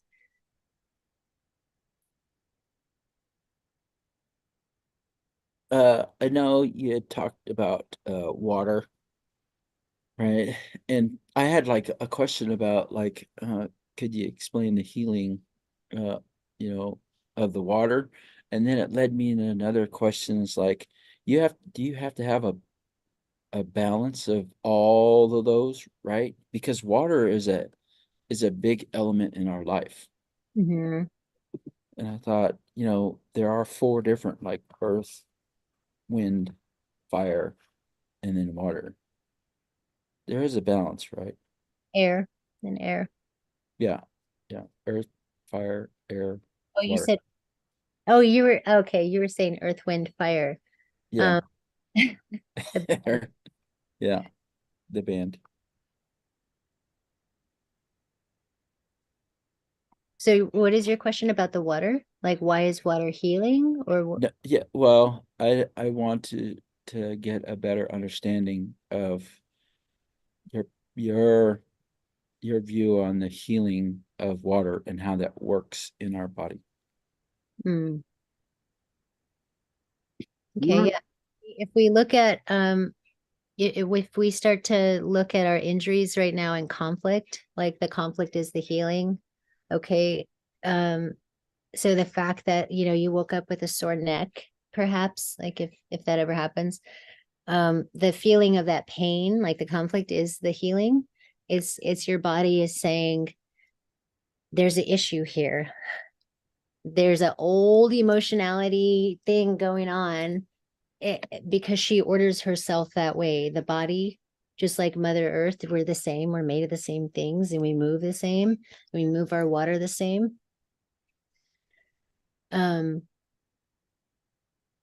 She orders herself through emotionality. So think about if there's harm to the reproductive system through sexual oppression of any kind, there then the relationship to yourself in that way is not going to be okay. So then having a baby is not going to be in a good way. And midwives know it. Baby catchers. I was trained in that. I've trained birth workers as well in Seattle, started the first native doula movement in 2016. That's when Advocates of Sacred started. And so we have been birthing in fear, for the last 500 and so odd years. And as we start to heal and reclaim our ways, remember our ways, remembering ourselves through the trauma of birth, right? The trauma of birth is the things I was talking about that I'm not okay with, right? The birth outcomes of not having a good relationship, not being able to breastfeed, not being able to mother, being in opiates and not being a mother, being in DV, being trafficked, being in those ways and not being able to mother and not being in right relationship, not being able to honor, not being able to nothing, because that's the right brain. Clinicians are not trained to help us get there. Providers are not trained in that way. They're not. And that's like, it's okay because the beginning of Western medicine was founded on genocide, right? The beginning of the PhD, anything was founded on genocide. And so that relationship is easy to sustain in that way, because of the erasure of the genocide. I mean, and And so figuring out all these stories through history and figuring out our creation stories and the relationships to the ones of those stories, like the relationship to the eagle, to the star people, to the medicine, to the smoke of the medicine, to memorializing that plant.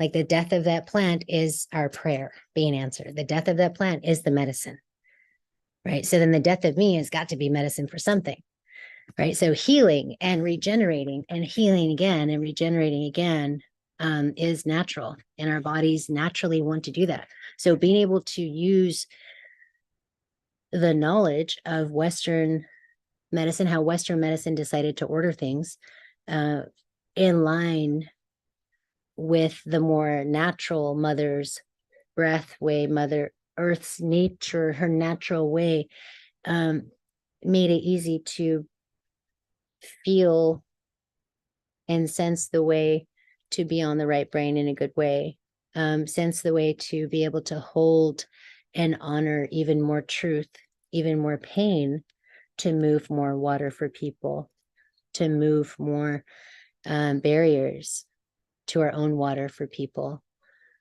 Because if we're mostly water, right, Mel, if we're mostly water, the conflict that I was talking about happens in the physical, right? Because you feel a pain, whether it's emotional pain, right? Your body doesn't know the difference, a thought or an actual injury.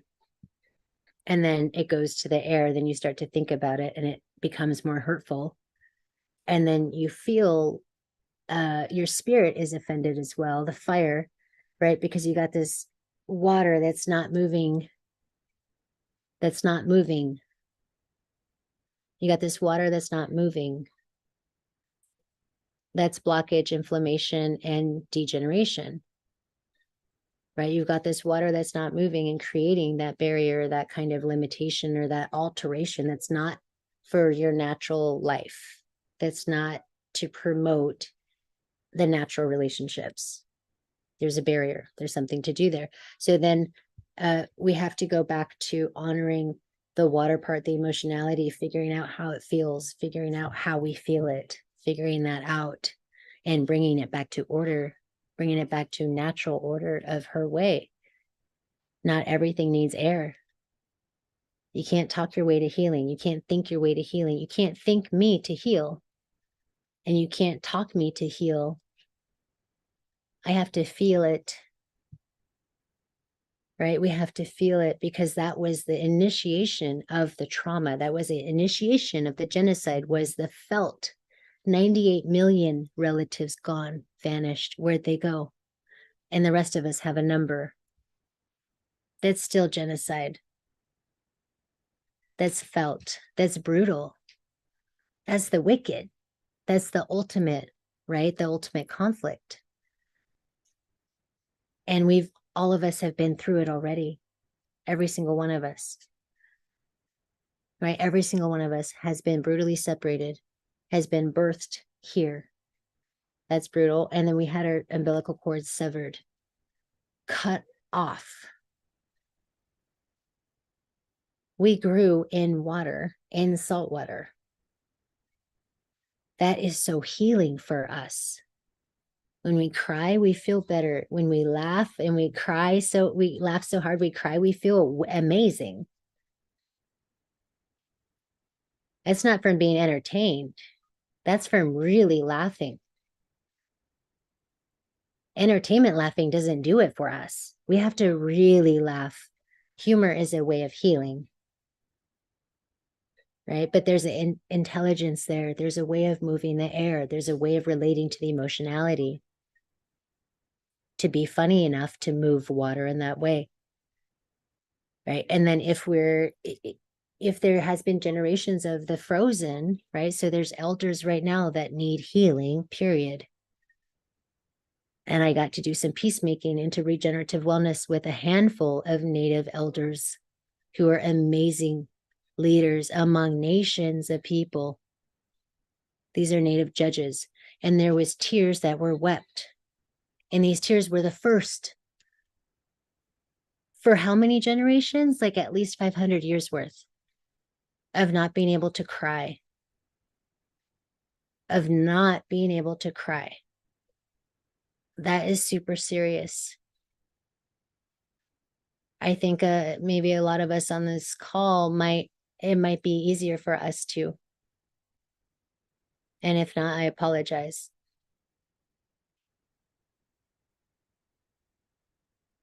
Because for me, it's always been easy to weep. It's always been easy to let the salt water just go. Like when I get enraged, I weep.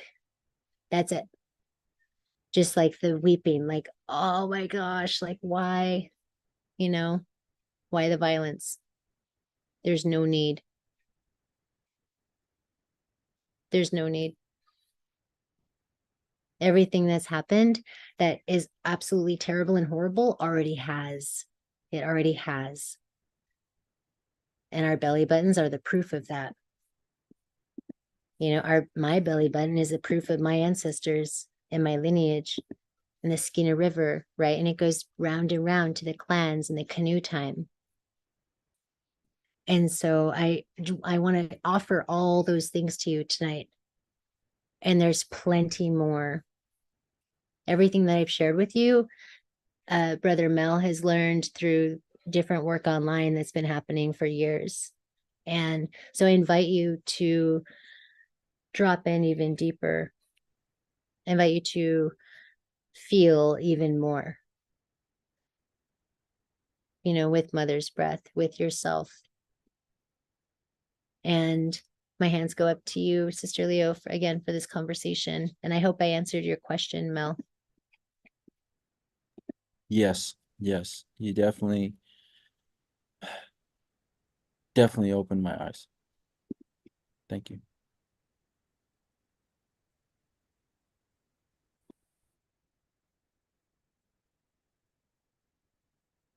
Any other questions?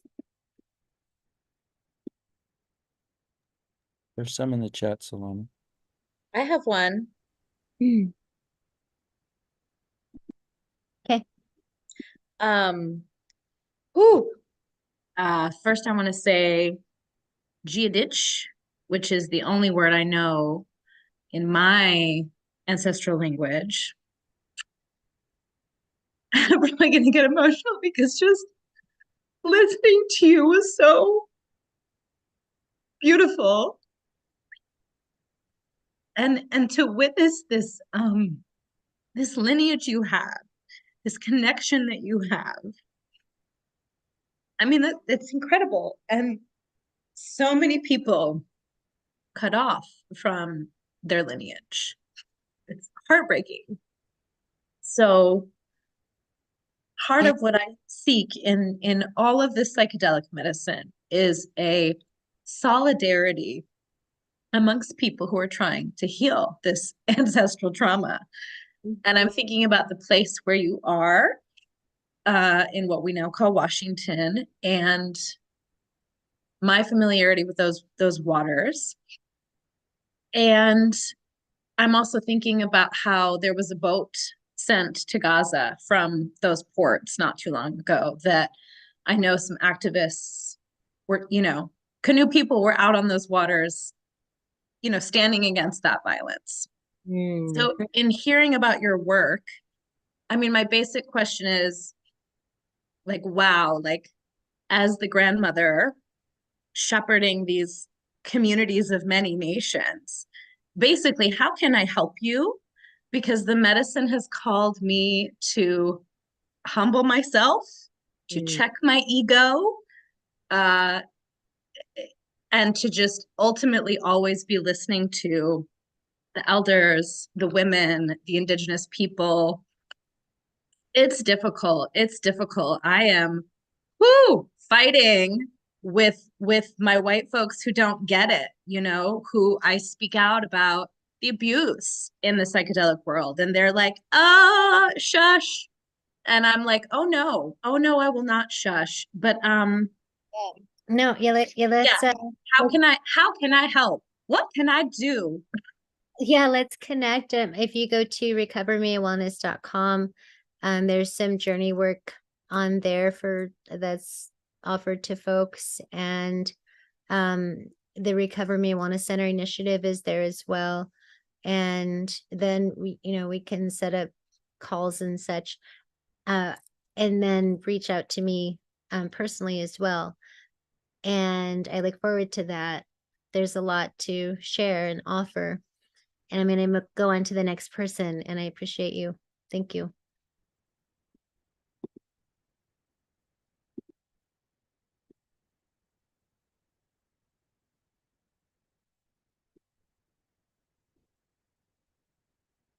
Any other questions?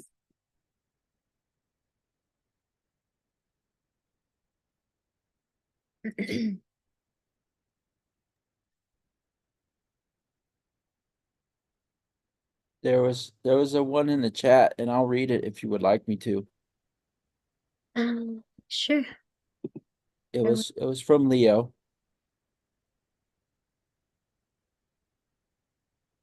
Oh, did she say what you're going to do in Jamaica?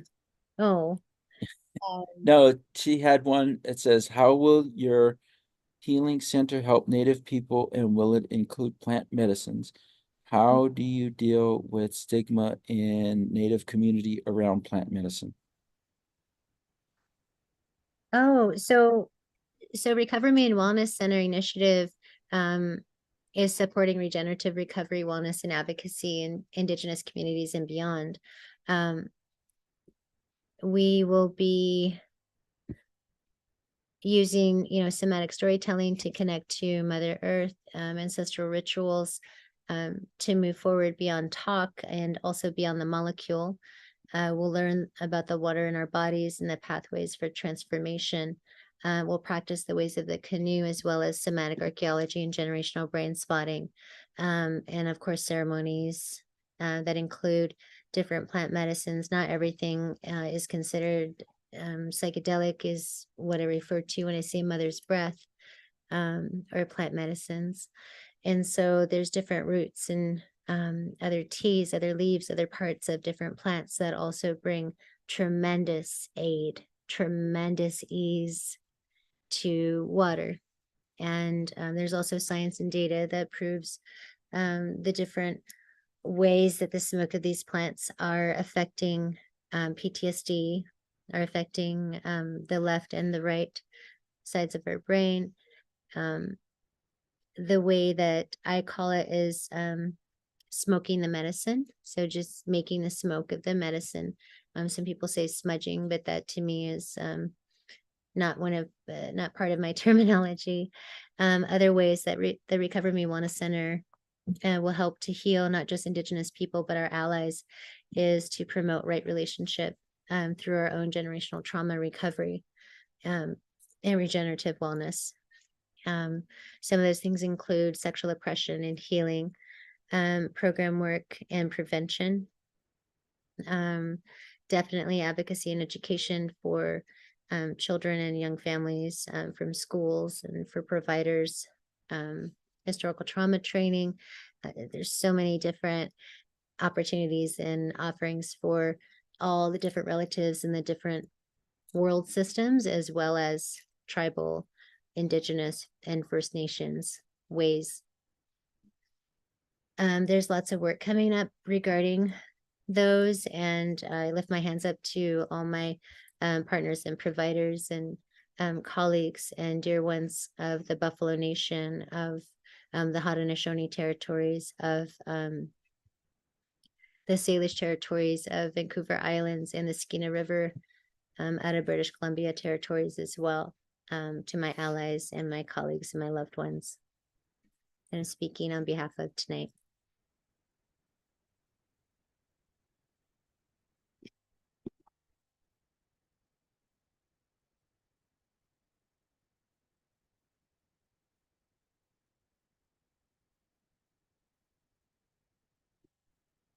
I think folks might like a story or two. We don't have time tonight, but on my YouTube channel, there's really cool stories, creation stories about mother's breath. My mother's lineage is also the ones who called the plants back. She's from the family who is the White Owl House of the Wolf. We called the plants back after a devastation, after inoculation of our relatives, of a fire came and wiped out so much. And the Mother's Breath creation story is about our lineage back to her breath, back to how she orders herself, back to how the relationship that we learn in ourselves and how we order ourselves is the way she does. So there's some really cool stories on the YouTube that you might enjoy regarding Mother's Breath and plant medicines. There's also a couple of books that I got to write chapters in and be part of that are really good. And can you share your websites and contact info? Oh, so APA, the American Psychedelic Practitioners Association. So I got to midwife the organization. So from before, birth and the creation of the organization. Yeah, it was amazing and phenomenal people and advocates of Mother's Breath and supporters and allies as well. And we had, amazing beginning, an amazing foundation. And we were able to publish the PPGs for psychedelics in Western medicine. The PPGs were so important as, the federal government is going through the process of not just requesting for information, but working, with them and creating the federal initiatives so that everything can be in line for public access for different ways. And APA was not just for providers and practitioners, but lineage keepers as well, and different contributors according to the plants, not just the space that has been for this plants. And so part of the Recover Me Wellness Center initiative is also going to be providing education and facilitation training and creating our own facilitators. So they would have to, go through not only different programs, but different healing sessions, different journey works of their own in order to facilitate and contribute to Mother's Breath advocacy in this way.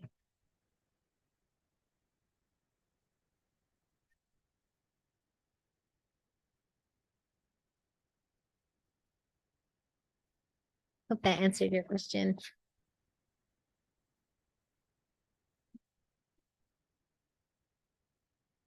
Yeah. Did you feel up to sharing anything from your books, like holding up your books and reading like maybe a little short segment of them? Yeah, let me see if they're down here. Sometimes they get checked out. Because my canoe family members have been coming over for different things, not all together yet. And I loaned. Oh, I have it on my phone. I have one of the chapters on my phone because I'll share it. I'll share it with people who can't afford to buy it, who can't afford to buy the books. I'll just share with you the chapter. Let me see. Okay. This one. Okay, so how psychedelics can help save the world. This is what it looks like by Stephen Gray. So the chapter that I wrote is called First Aids, and it's Indigenous stories to heal our relationship with Mother Earth. And so it talks about me a little bit, like a 50-word introduction. And then I say, as you are reading this, I pray that you're in good health and this finds you in your highest self. I want to thank my relatives who attributed to this book. It is an honor to be in this space with them. Okay. Allow me to invite you to radically accept that we're as, oh, sugar. Okay, so never mind because part of that page is cut off. So I'm gonna have to jump to a different one. Oh, okay. So I'll read this for 2 minutes, Leo, and then I'll say thank you and lift my hands up to you. Okay, the story starts long, long ago.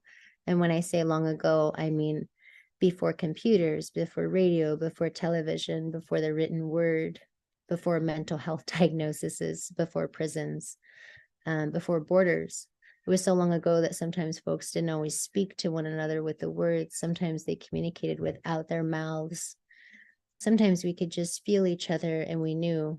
We employed other intelligences, such as an awareness, a connection, a deeper authenticity to self. The story is from that long ago. These people had a special protocol and lived in a special way. This village community of Indigenous people traveled with the seasons. At certain times of the year, they would be by the river. At other times of the year, they would be farther down by the valley. At certain times of the year, it just depended on what was happening outside. It depended on what the people needed for their homes and for each other, on what resources they needed to gather, such as when the berries were ready, or when it was time to harvest salmon, or when someone was getting ready to deliver a baby. So you could say that these people had a strong relationship to Mother Earth and that they were living the best they could. One day, the chief of the people was so very blessed to receive his daughter, his beautiful, precious daughter. Sadly, that was the day he lost his wife in childbirth. On that very same day, the chief and the people then had to come even closer together to help his daughter, to help tell the stories about her mother, and in the hope that she would remember her mother through these stories, hoping that she would see and remember how special and precious she was. The community would share stories of her mother's leadership and how she foraged for foods and medicines for them. They told this young girl how she loved being pregnant and how she celebrated her pregnancy daily. Her mother would say that she was carrying a future matriarch, a future canoe skipper, a future leader for her people, a future grandmother, a future weaver. It was sad that while she was pregnant, the young girl's mother prepared and planned many good things for her. Oh, it looks like it's 10 o'clock. It's on the hour. But thank you, sister. Thank you, dear ones. I lift my hands up to you for showing up in a good way tonight and the questions that you asked and the way you lifted me up. CM and Doixasin, how Gunex Chish. Thank you. Gayla Kasla. Thank you, Solana Booth. So please leave your contact information and websites, maybe the links to your books that you're featured in, just all of it in the chat, if you will, just so people can have a way to reach out to you. Thank you so much. We acknowledge what a huge influence you are in this native psychedelic space. Let's welcome Shane Norte, our next moderator. Shane, the floor is yours. It's your hour. You can do whatever you want. You can ask for questions from the crowd. People are just listening to stories and talking. It's your hour, so take it away. Hello, everybody. Pleasure to be on here. Thanks again for putting this together, Leo, and everybody who joined in for participation on the discussion of psychedelics, indigenous people, wisdom, and knowledge.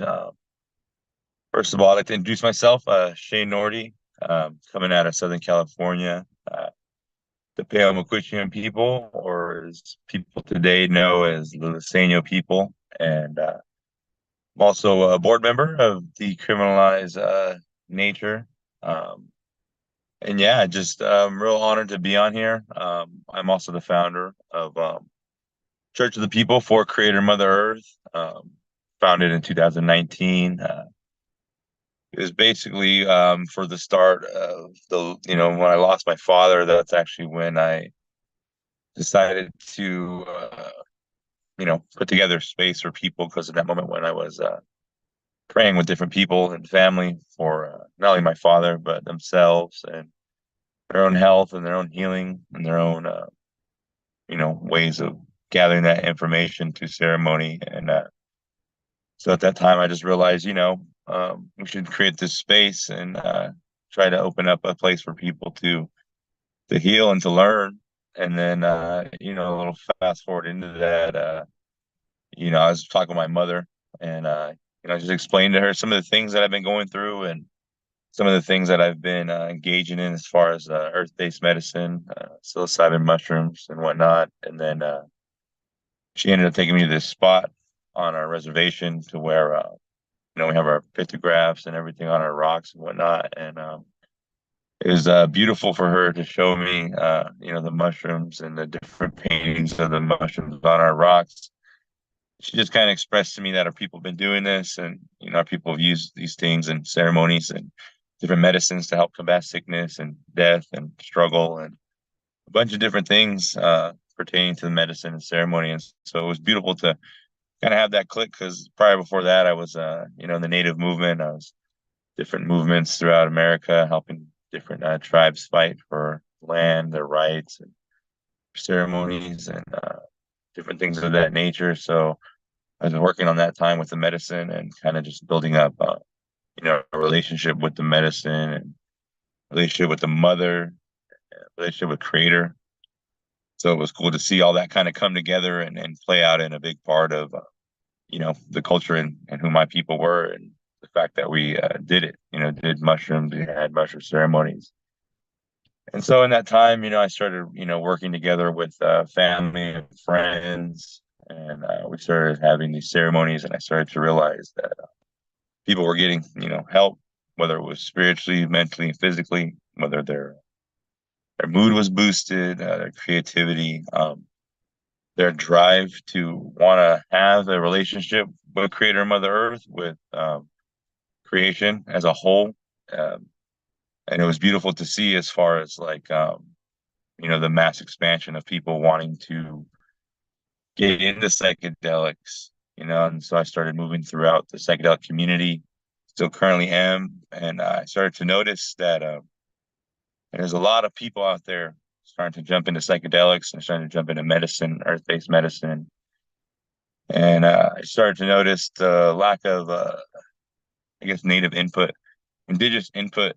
And that's real good. Happy why this is events on, because I've noticed a lot of people talk about indigenous things, or people like to share things, or put the card out there that they're supporting indigenous people or indigenous wisdom or knowledge. And I've seen that a lot of that has only been for the person who is seeking something for themselves, rather than giving to the general whole for the benefit of, like I said, our spirit, our body, our mind, and our connection to Creator Mother Earth. Um, a lot of these organizations claim that they're working with indigenous people, or they're trying to help indigenous people. And well, I'm an indigenous person, and I've yet to see a lot of these people discuss the truth about indigenous issues, um, the trials and things that we go through as indigenous people on the reservations, whether it be PTSD, whether it be domestic violence, opioid abuse, parents not being around, military, you name it, drugs. There's a whole variety of things on the reservation, and I have yet to hear a lot of these so-called psychedelic organizations and spaces that want to talk about trauma and PTSD and healing people. And I've noticed that a lot of these organizations and whatnot, you have to pay. Um, there's a huge lack of true spiritual understanding and connection, and a lot of them are in it for their selfish, whatever it may be, whether it's to fulfill them, make them feel better as a person, or wanting to make money, whatever it may be. I always thought, if it's not for Creator Mother Earth and genuinely to help people, it's flawed. It's not true.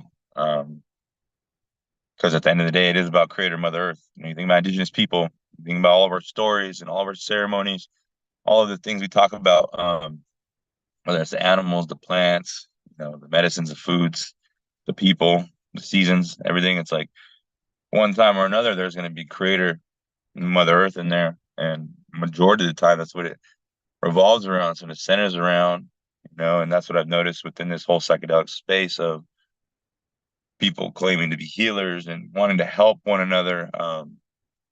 I rarely hear people communicate the truth about Creator Mother Earth and express the expressions of the knowledge of Creator Mother Earth, of finding your connection and getting into your God-given right to these connections, to these understandings, to these wisdom to these church teachings. And like I tell you, it's not just a native thing.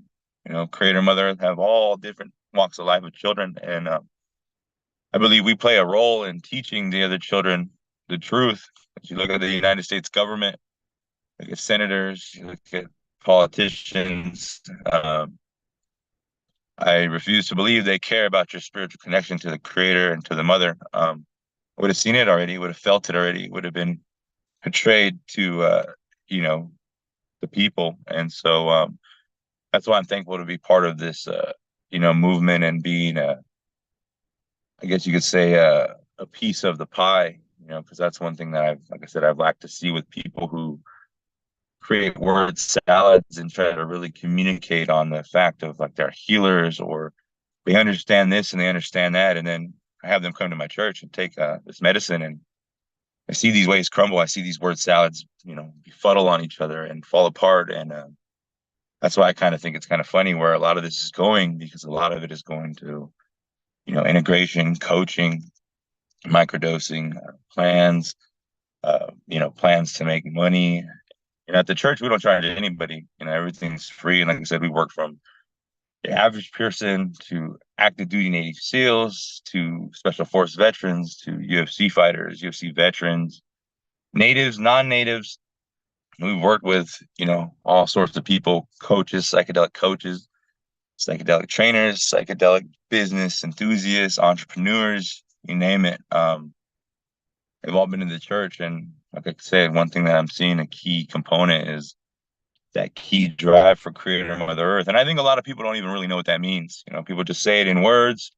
People like to recite old stories, this and that. But I'm working at this now, currently, in this massive expanding space of psychedelics. I'm seeing it. I work with some high level people and people in this space. And that's where I keep saying that, I think people need to come together more, especially the Indigenous community. I've noticed too, Indigenous people are getting kind of ears perking up at this and getting excited. And it is exciting. It is beautiful.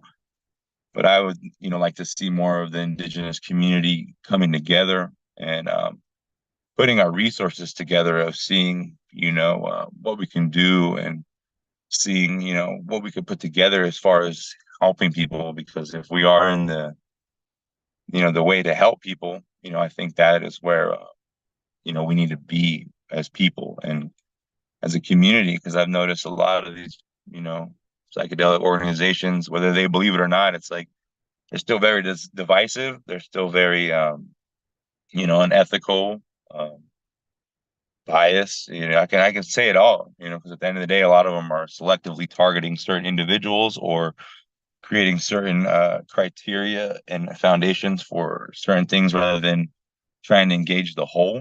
And so that's where I think the Indigenous people, who are working in this space can hopefully come together more and piece more, pieces to the pie of wanting to be more wholesome with spirit and wanting to engage about spirit more with each other.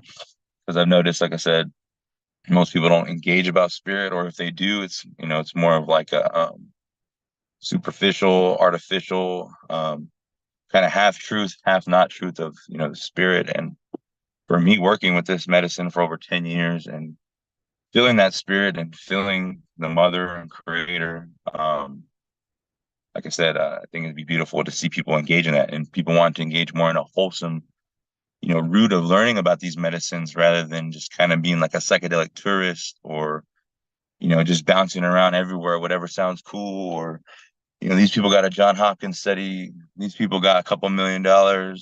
These people are doing that. But it's like, they talk about Creator. They talk about Mother Earth. They talk about the people and Creator and Mother Earth. And chances are they don't. Zero. You can go to Maps, you can go to Compass, you can go to John Hopkins, you can go all of these big dogs in the industry, and I guarantee you, Creator and Mother Earth isn't their number one priority. It's articulating and sophisticatedly transforming trauma into economics, taking people's experiences and turning them into data, exchanging them amongst each other, and trying to capitalize off of everyone's trauma and experiences. And for me, I think that's wrong. I think that's very wrong, because at the end of the day, it's like, who are you to put someone's data or trauma out there to be sold when the stuff really can't be quantified in those terms. Like I said, when someone needs help spiritually, mentally, physically, I don't think it needs to be put into the Western field of science and, articulating it into this data and then predetermining somebody's symptoms or pre-biasly basing something on somebody without truly understanding them as a person. That's why I trip out on a lot of this coaching and certification and all that, because it's like, okay, you're a certified psychedelic coach, but on what basis? Off the basis of this organization that, is a hive mentality that never really put their work to the test. You do a couple Zoom calls, you do a couple here and there's, but I always tell people, like, for instance, well, I've seen things like, I'm pretty sure when you go to some of these trainings, like one of their questions, and, I always tell people, well, what are you going to do if someone jumps in the fire? What are you going to do if someone loses it and tries to assault you or tries to assault someone else? And I know some of these questions are on there, but I've seen these things. I've seen people lose it. I've seen people go through it. And I've seen people come in a beautiful end and get the healing they need to. And that's one thing why, I don't think people, people are seeing that. People are, that's why people microdose. That's why people are, they're keeping the things, I always say, corralled. It's like someone who studies an animal at the zoo versus actually studying an animal in the wild.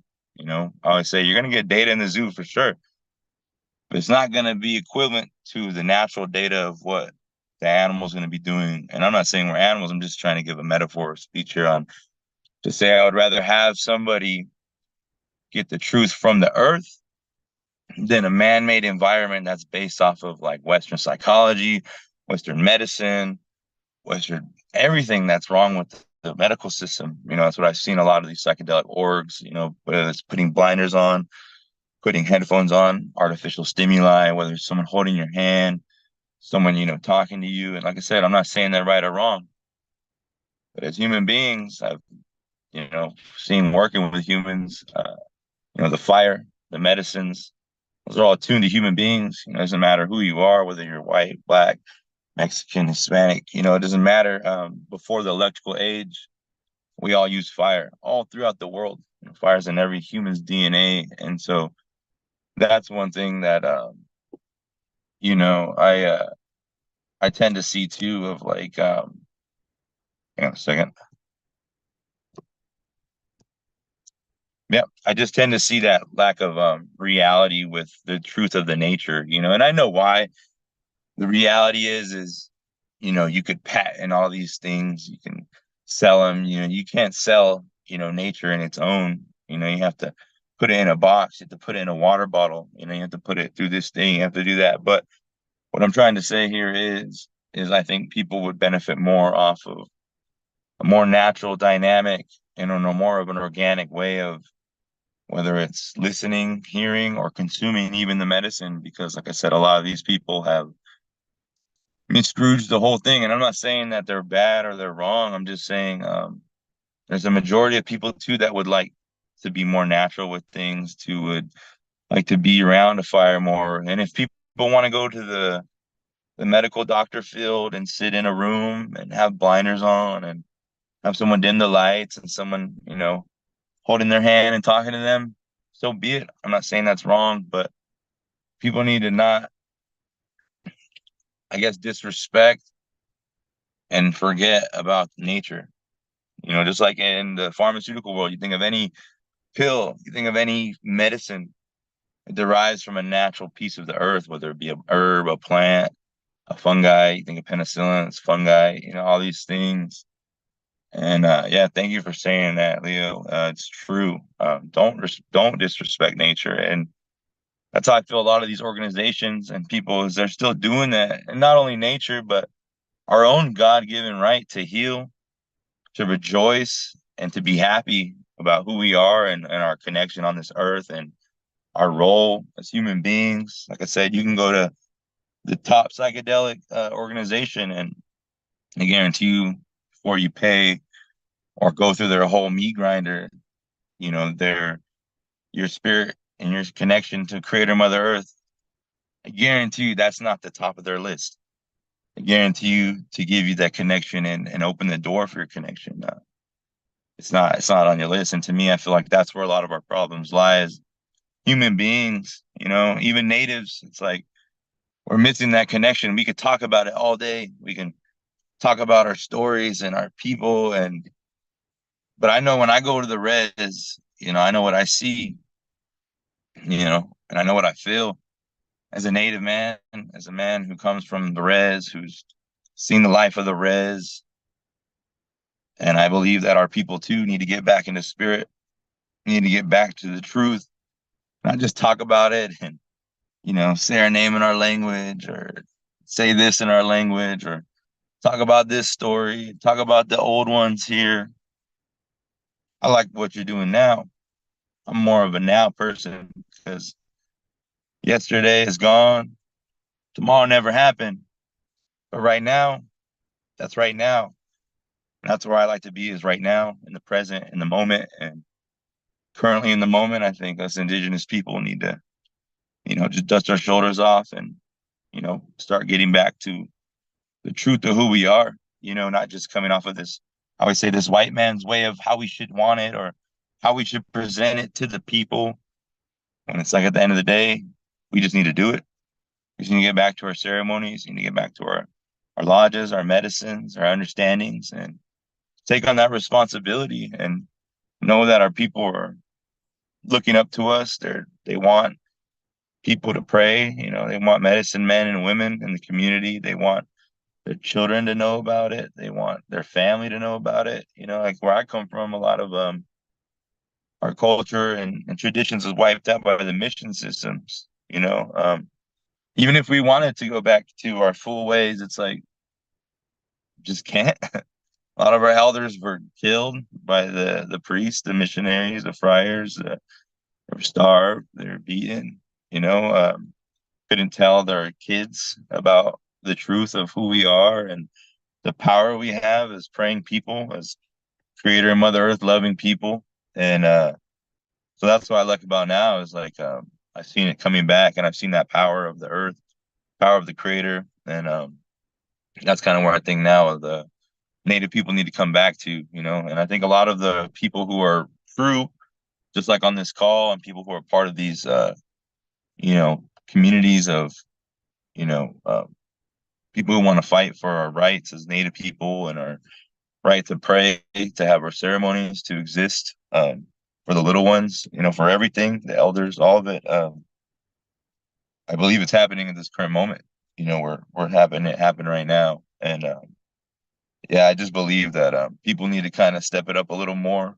I'm not saying no one's working hard. I'm not saying people aren't doing what they need to do. I just believe that if everyone kind of put it in, really, like how people, they'll do something for what they want. Like if someone wants a good job, or someone wants this to be recognized, or someone wants, they'll work their ass off, or they'll make sure that people see. And that's where I'm hoping for the Native community, we can come together more, because even me doing this work, I've gotten arguments with natives or natives who just kind of don't, see eye to eye. And it's not saying they need to, but it's just saying as a people, we should be seeing on a neutral level. I'm not saying we all need to agree on everything, but it's for our people, it's for our kids, for the ones that aren't born yet. And I think that's a big thing. I think that's a huge thing. I think people would definitely get inspired by that more, to see more Native communities, coming together or creating events like this, creating in-person events, and actually bringing the truth. Because I've noticed the narrative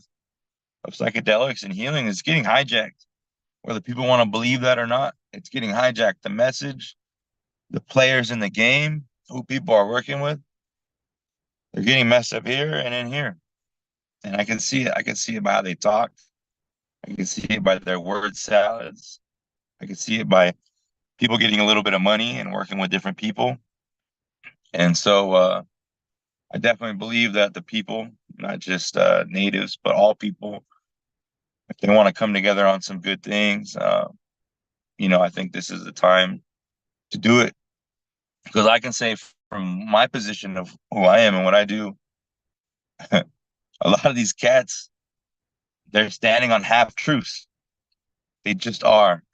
The research, the data, the money, who's backing them, a lot of it's half truths. And I only say that because I work with this medicine. I take this medicine. I take, 15, 20 grams, 130 grams. I've done many high doses of this medicine and actually sat with this medicine many times. And I know a lot of people in these fields, they do medicine 2, 5 times a year, if that, and then put themselves on a microdose regimen and do this and do that. And to me, I always say I'd rather have people do 2 to 5 big ceremonies a year, if not more, because I'd rather have you get a big download and a big understanding than you having to do 1 week on, 1 week off, 2 weeks on, 2 weeks off, and then run into this cycle. To me, it reminds me of someone who like has a pill habit or a substance abuse habit. And to me, it's like you're just creating more addicts. You're creating more people dependent on it, and to me, that's not a good thing. This medicine is supposed to be used as a tool for help, for healing, for understanding, for wisdom, for guidance, patience, love, not because I'm bored or because I need to see something or I want to see some or because all these things these people have been saying, where's the actual data, like the true data? And I'm not talking about, like lion's mane and all. I'm talking like psilocybin mushroom. Who really has that data? And I'm not talking some microdose, some Comp 360 synthetic lab made psilocybin. I'm talking about true medicine. I'm talking about, people, like I said, just like they don't ever talk about how our livers can naturally convert that psilocybin into psilocin, push it into our brain, get it in our bloodstream, and allow us to have our journey naturally. You don't got to pump it in with no needle, no ketamine. You don't got to get no MDMA. You don't got to synthetically tweak these chemicals to alter your brain and literally alter you, forcibly, lably tuned to make you feel that way versus this medicine that is, earth based, comes from the mother, and that's just a fact. You look at all these ketamine, MDMA, and I'm not saying they don't work. If those work for people, heck yeah, I'm proud of you. I'm glad that you found your healing. I'm glad that worked for you. But we don't need to sit here and act like horse tranquilizer and shit that comes from people who literally synthesize meth and all this other shit that is out there killing people. I don't really buy it that much. I just don't. And half of these cats that support the synthetics, if you were to see them in their daily lives, chances are you'll catch them on ketamine, MDMA, ecstasy, acid, just fucking freebasing it, just fucking going hard and being like, yeah, all love, all drugs, all love, all drugs. I don't buy that, especially coming from a community that has seen what drugs have done, and seen what these synthetic chemicals, whether it be alcohol, meth, heroin, you name it, fentanyl, seeing what all that synthetic shit does to a native, to people. And I don't buy that shit. It just doesn't sit well with me that people are pushing all these synthetic chemicals and making it like it's a big party. And that's what you need. When you need the earth, you need the mother, you need creator, you need people with creator and mother earth. And so that's what I'm hoping to do with the church and the people I meet, is to give them the truth, because we're being lied to out there. We're being lied to by these organizations, by, these big pharmas. Shit, I'm pretty sure Pfizer's already working with some of these big psychedelic organizations trying to get the next best psilocybin, psilocin, synthetic, whatever it may be. It's going to happen. It's going to rock. But that's why I keep saying, the people have the power to call it out, say what it is, and band together over the truth. And so that's what I'm hoping, with what I'm sharing today, people can kind of relate and feel that, because I feel like a lot of people, they're happy for this and they like it and there's nothing wrong with it. But it's like, I don't just buy that whole synthetic fake world. It just seems so fake. It seems so fake to have to go take a synthetic to try to get over your problems, when half your problems are coming from a synthetic environment, whether it be what you eat, what you watch, what you put yourself into. Half of it's synthetic. Shit, the stuff coming out of my headphones is synthetic. The stuff I see on my TV is synthetic. It's all synthetic, and so that's where I'm hoping people can see that through these earth-based medicines and coming back to indigenous teachings and wisdoms, we could realign our spirits, realign our mind, bodies, and spirit. And like I said, come together and help each other out. Because I know that each one of us has something to contribute. All of us in this space and just humans in general, we all have something good to contribute if we be around good people or we're around people that can bring that out of us. And definitely want to try to, you know, emphasize that because, just like what Red Liberty is saying over here, it's like, yeah, they're already synthesizing it. All of them already do it. There's cats, there's rich cats there. They got fucking psilocybin drops, and psilocin gummies and psilocin tinctures, and they're already doing it. But like I keep saying, they're not talking about Creator Mother Earth. They probably don't even believe in Creator Mother Earth. They believe in the science, the data. You getting fucking wigged out of your mind, and to me, that's not healthy. That's not healthy to push that onto people. At least, like I said, from being a native and seeing what these synthetic chemicals can do to somebody, whether it's make them lose their mind, drop them dead instantly, and so that's where, like I said, the people in this call, the group, um, people who've been talking today and expressing their thoughts on this whole, ethnogenic, earth-based healing. Yeah, I just hope that more people can come together and more people can wake up and all the people we know, I hope that we can bring it together and, ask Creator Mother Earth for help and guidance because the people need it. We need it ourselves as well. I would hate to have to, pay a couple grand to go somewhere when, it's my God-given right to go to Creator Mother Earth and ask for help and to get help and to seek that help instead of paying someone who, will only see me first if I pay them. And to me, I'm like, well, what kind of healing is that? If I have to pay you or go through your program or join your class or like there's no fucking healing in that. That's like business exchange. That's I need to get paid first. And to me, I'm just like, I don't know who's gonna get healing in that. In the long run, you may get a short little fix, but if that whole time was just to get paid, oh man, it just sucks. Especially if like you're really going for help, and you really think you're getting help, and this guy's like, yeah, I'm gonna get this guy on my program, I'm gonna get some money, I'm gonna go down to Mexico, go take some MDMA, go fucking have fun.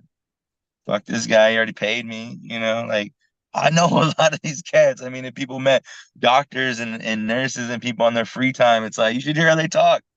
You should hear how much shit they talk. You should hear how much they think they're better than people, how much they think they're more qualified than people. And I met these people. That's how they all think. They all think because they did a 50-week course on psychedelics or they got a coaching certificate or they heard this, they talked to that person. All of a sudden they're certified. All of a sudden they're top dog. They just know everything about the spirit. They just know everything like that. And so that's kind of where I get kind of messed up too. It's like, how come all of a sudden, you're qualified? How come all of a sudden, you just, you know everything? It's like I had to work 10 plus years to get where I'm at, and go through hell, not just in life, but in ceremony and seeing things and experiencing things with people. And it's like, I know damn well some of these courses never offer that. They'll never offer that real experience and that real truth. What I've also noticed with these people who have certification and qualifications, when I've noticed when they come to the church too, it's like they bail on people. I've seen legit like psychedelic coaches bail on people in a ceremony, meaning like, hey, this person needs some psychedelic coaching, and you're a psychedelic coach. Now all of a sudden you're acting like, you can't coach nobody. You were just telling me how you got the top certification. You were just telling me how you're in a 52-week class. You were just telling me how you got clients lined up every week. Now you're over here. I got to go home. I can't deal with this. This is too much. It's like, oh, they didn't teach you this in your 50-week class. They didn't teach you when someone's fucking going through it, on 15 grams. They didn't tell you about that. They didn't give you a live demonstration of when someone jumps in the fire or someone tries to do something. They didn't teach you that. And that's what I mean. Someone can get hurt like that. Someone can get hurt claiming that they're this top dog coach, this top dog integration coach. Here, let me hold your hand. Let me play. Let me be your psychedelic DJ, whatever it may be. When the shit hits the fan, none of that matters. It's about Creator Mother Earth, your prayer, where you're at on the mother, where you have a creator.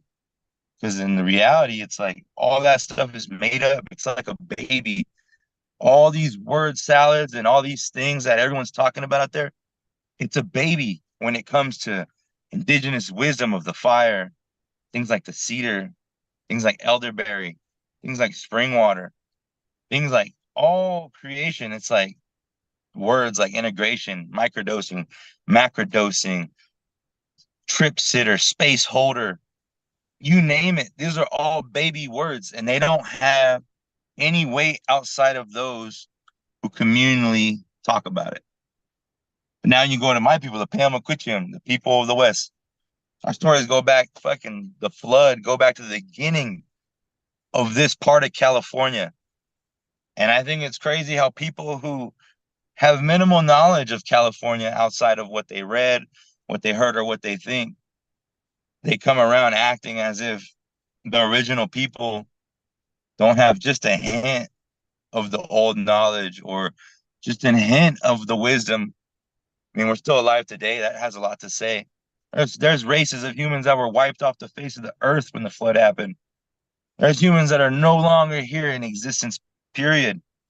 So to me, it's like my people listen.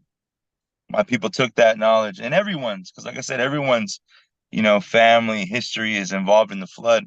All human beings are in that flood story all throughout the world. It didn't just happen here or there. It happened simultaneously in the whole world. So everyone has a flood story, but here we have a specific flood story. And that's where I try to tell people, like, we have an understanding, and I think people need to humble themselves and realize that they're babies in this whole expansion of consciousness and knowledge. It's like everyone's thinking the wheel's getting invented when it's like indigenous people, we've already known about this stuff forever. Ever since we could know, we've known about traditions, ceremonies, medicines of the earth, herbs, songs, ceremony, all these things we've known about. And now all of a sudden everyone's like, ooh, ceremony, I'm shaman, I'm a healer. Oh, I went south this maestro. Oh, I went down with the Mazatec. Oh, Marina said, still very young, very young. I always tell people, there's a race that could be 10,000 years old. And then there could be a race that's like 10 million years old. But it's like for some reason, the one that's younger always tries to act as if, these ones that have been here from the rise and fall of human civilization, just all of a sudden they just don't know about spirit, or they don't know about, earth medicine or earth-based healing or earth living, when it's like that's all we did before colonization. That's all we did. All we did was we were the closest to the creator and mother earth as we could be. And now it's like for someone like myself, I always tell people where we're at on the reservation, it's still our traditional lands. A lot of people got relocated when the reservations and the government and the roundups and all this, but it's like, we're still on our old lands here. This is still our old stuff that's in our songs, it's in our creation stories. So it's like everything that we had back in the day, it's still here. It's not like the government came and picked all our acorn, picked all our sage, picked all our elderberry, all our cedar. It's all still here. All of the medicine's here. Everything's still here. So I'm thankful for that because, I have a responsibility not only to my people, my family, but to others, because it's a space we all share. We coexist here. And I think, like I keep saying it again, it's time for us to come together on that. It's time to stop. I battle it too. Shit, I'm colonized. I come from fucking racism. I come from all that stuff that was placed upon me and my people and all people. So I'm starting to learn too how to, get out of this and want to work with people more. And it's hard. It's rough, but I believe, that I was put here for this reason specifically, was to bridge that gap, not just for natives, but for all people, because we're all children of Creator and Mother Earth, and we all deserve that God-given right. I know damn well if I were to go to, like I said, John Hopkins or MAPS or Compass or any of these psychedelic organizations, like I said, they're not going to tell me how to fix my spirit. They're not going to tell me how to connect to the earth. If I went to MAPS and I'm like, hey, MAPS, how do I talk to God? How do I talk to Mother Earth? How can I do that? They'd be like, oh, well, here's shit. They got a lot of MDMA, got a lot of ketamine. What do you need? I was kidding. But I'm just saying, like, they would not give me that. They just wouldn't. And that goes for any big psychedelic organization. If I was like, hey, I need that relationship with Creator. I need that relationship with Mother Earth. What you got on that? They'd be like, because they don't know. They just don't. And I'll say that because I represent that. I'm a staff carrier. I've been all around, like I said, fighting around with movements and different things. And when you do that kind of work, when people don't believe, someone will stand their ground, take a bullet for some water, get tased for some water, get tear gas for some water, get ARAD cannon for some water. I've been through all that at Standing Rock and other things. Like I said, I know not too many people will do that. No, not many people will lay their life down for the mother, for the water, for the air, for the people, for the land, for the animals.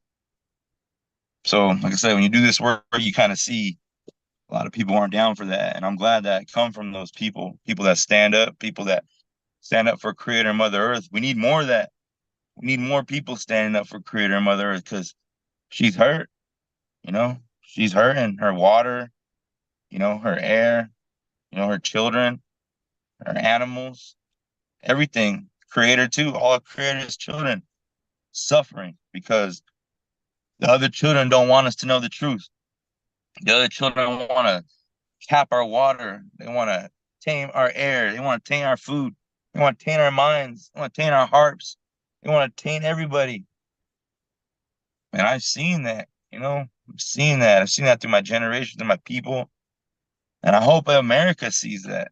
I hope the world sees that they don't care. They don't care about our water, our air, our land, our food, our community, our respect to Creator Mother Earth. I don't care about that. So yeah, just a little bit I wanted to share. Like I said, just everybody, blessings to everybody. Thank you for everybody who wanted to do this type of discussion, and thankful for everyone out there working hard and staying vigilant, staying on it. This work's hard. Sometimes it gets kind of you don't know what to do because those people got millions of dollars, people got science, people got this, but I know they don't got Creator Mother Earth. Because if they did, we'd be talking. Not just me, but all the people who are involved with Creator Mother Earth. So again, I just want to say thank you to everybody. Thank you again, Leo. And yeah, if anyone has any questions or anything, I'd be open to answer any questions or whatever.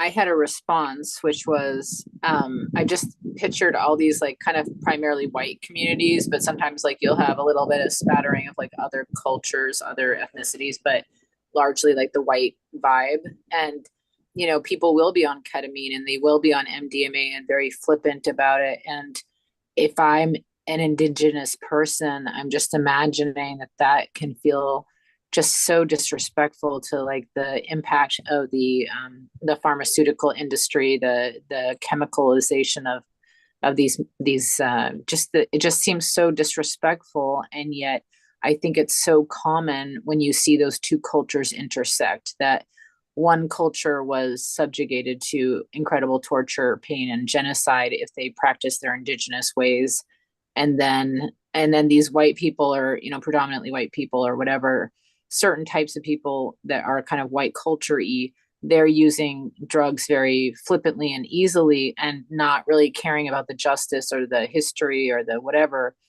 And it's kind of an ugly feeling. Like when you're describing it, I'm just like, I know that environment. I know when I had like an Indigenous friend or a friend who's in recovery or who doesn't fit into that like white pop culture, social club of who's popular, Burning Man kind of stuff. And what does that mean to not be popular in that community? But also, maybe an Indigenous person wants to feel belonging and so forth. But yet when my experience has been that feels like something that just like doesn't get discussed.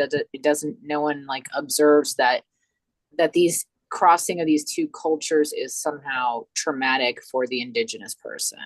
That was my point.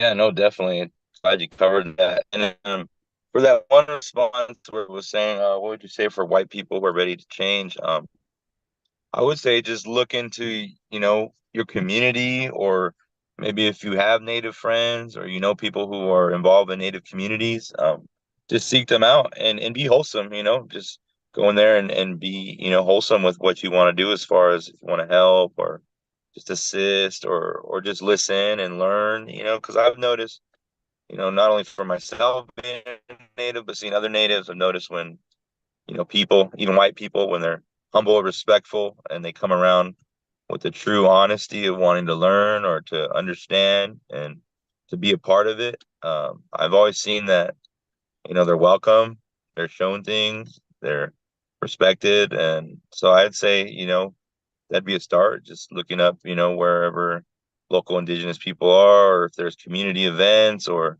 said if you know people or get in contact with some people, I think that'd be a good way to start as far as building allyship and learning where your role fits into finding your connection and understanding where you could be a good person in this whole mix of creation. Yeah, I just have a quick comment, Shane. I just really appreciate what you said about, when someone's on 15 grams and they jump into a fire, what do you do at that point? And, people aren't ready for that. And I just acknowledging that's powerful. And it's something that, people don't really think about. They think it's going to kind of all be fun and games. And I just thought that was great that you brought that up. And thanks for speaking. It was really powerful. Yeah, no, thanks for recognizing that, because I've talked to some big people, and when I mention that, their eyes light up and they're like, "You seen people jump in the fire?" I'm like, "Yeah, like, yeah." When people are going through it, you kind of don't know exactly what they're gonna do. Like I said, I've seen people jump in the fire. I've seen people want to leave. I've seen people get physical. I've seen people want to run off.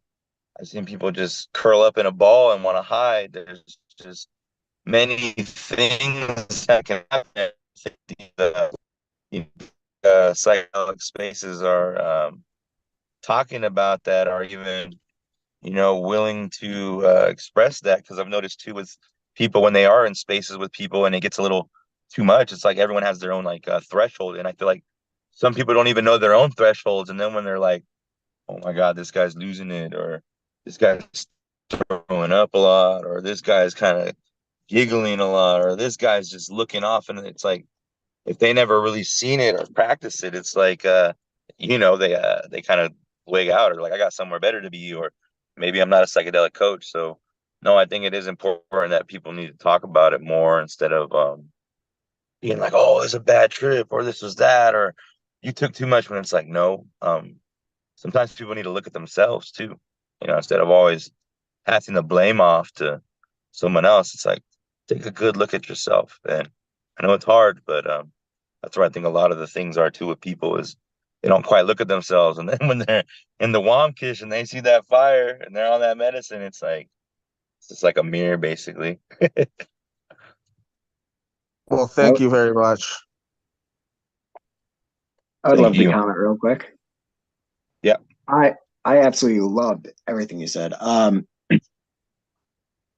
think part of the problems that you were touching on there is that so the problem isn't, and I know it wasn't meant this way. It's not like a white Anglo-Saxon Protestant whatever sort of thing. It's a Western culture, and in the Western culture, what we have is we have an individualistic culture, and that is fundamentally different from a communal society.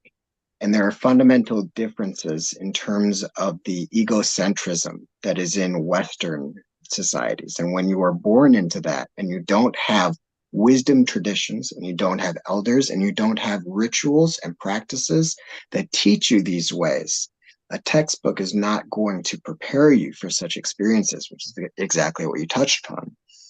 And so I think that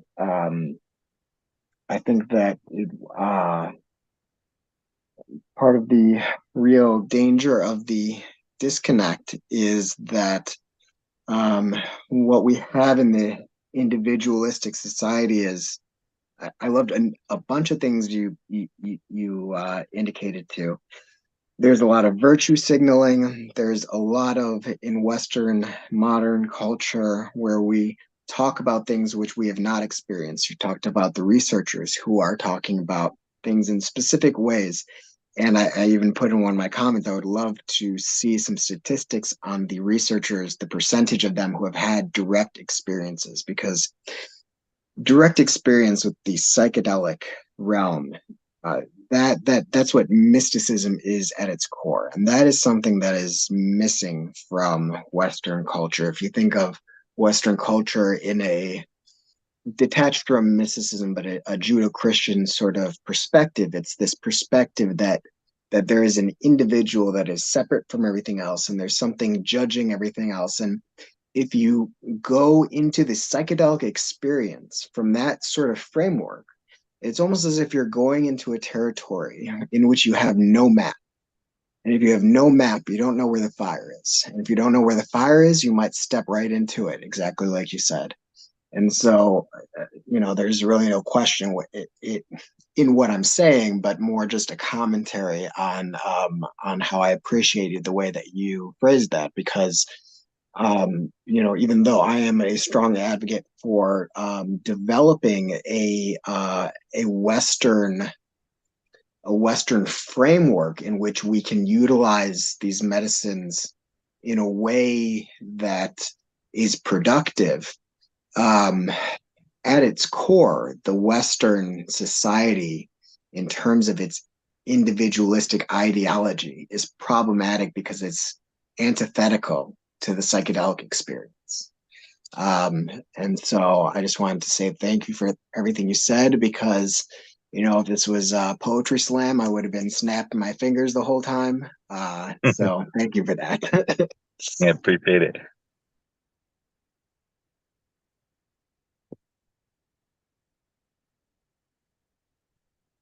And then let me see.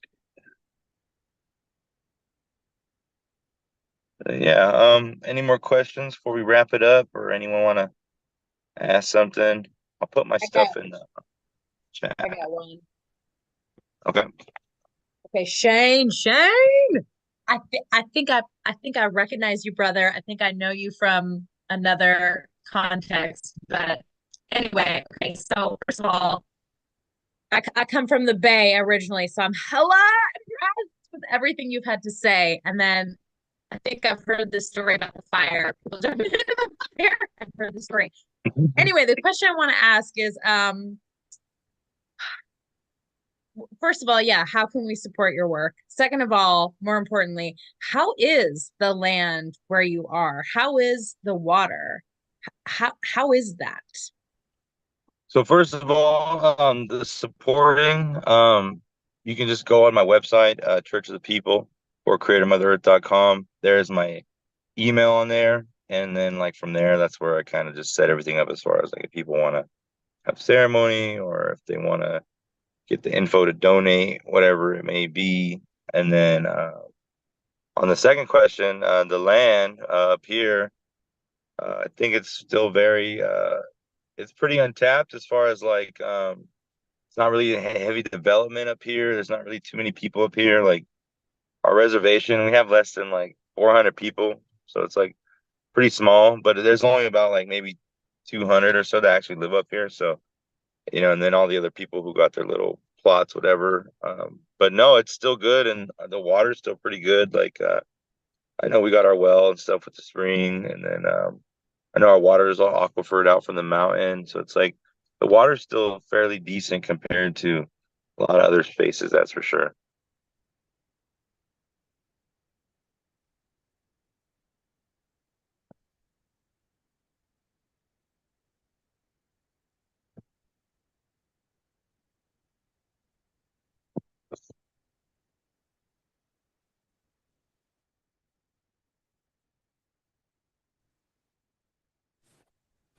You have 7 minutes left. So, I mean, I was just posting general comments, but you're welcome to just take the conversation wherever if you want to tell a story, if you know, totally up to you.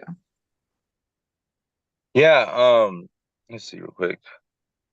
Oh, no, so my ability to do these ceremonies, so I actually come from I'm actually enrolled in the Morongo Band of Mission Indians. So they actually are a $1 billion tribe and they pay out their tribal members. So the money that I get from my tribe, I actually invest a lot of it into my church. Whereas, so it allows me to do the ceremonies I could do. I can just cover everybody's stuff. I just buy all the food. I buy all the supplies. I just buy everything. I take care of it all myself.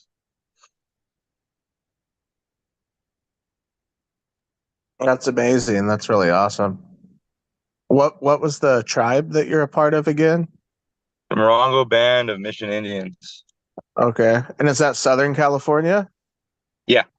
Okay. Awesome.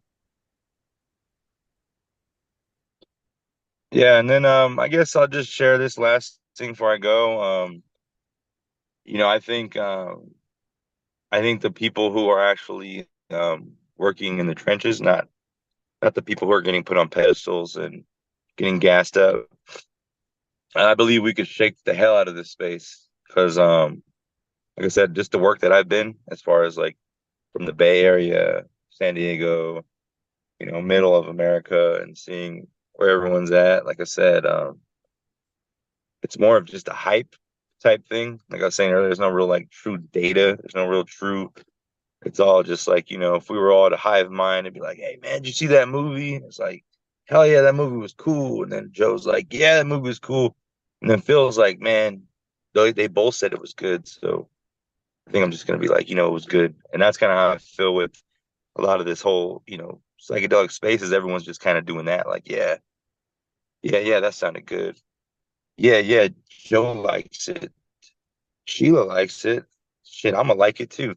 Or I'm gonna go over there too, just because so and so's speaking, or that person's gonna be there. And to me, I'm just like, shit, you know, you should be showing up for like yourself. You know, you should be showing up for the people, for helping people, not just for that. And I like what you said about the microdosing. That's one thing I was talking to my friend about. I was like, how do we even know it's real?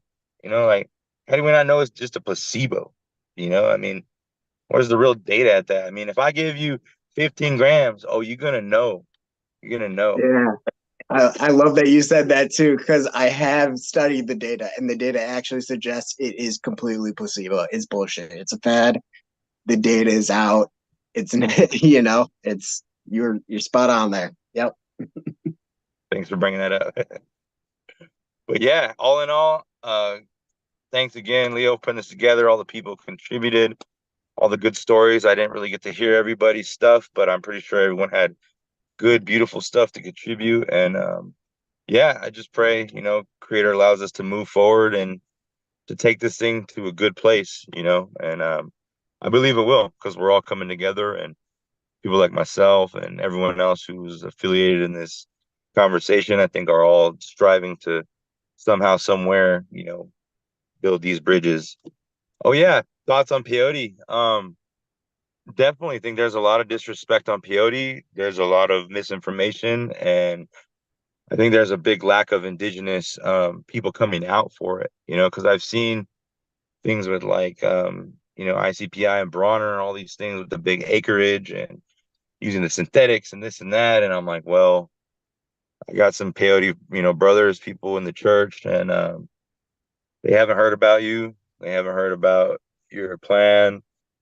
They haven't heard about your giving, because I know a lot of people personally, myself, who been shot at, who've been chased, all that for peyote, because they got to go down south and get it, you know, because they can't always get it right. And to me, I'm like, you know, if these people are true, then they should be going to these people like my family and people I know who kind of got to go out of their way to get peyote. You know, if you're here to help people, well, you need to help people, because there are people who need peyote. There are people who really pray with it. I've seen it, you know, I've seen powerful prayers, peyote, powerful healing. That's exactly how I started my church. You know, when I lost my dad to cancer, I had my peyote relatives from Oklahoma come out and they helped me set up the Wamkish. And that's exactly what got me tied into this all was through peyote, getting into the peyote first.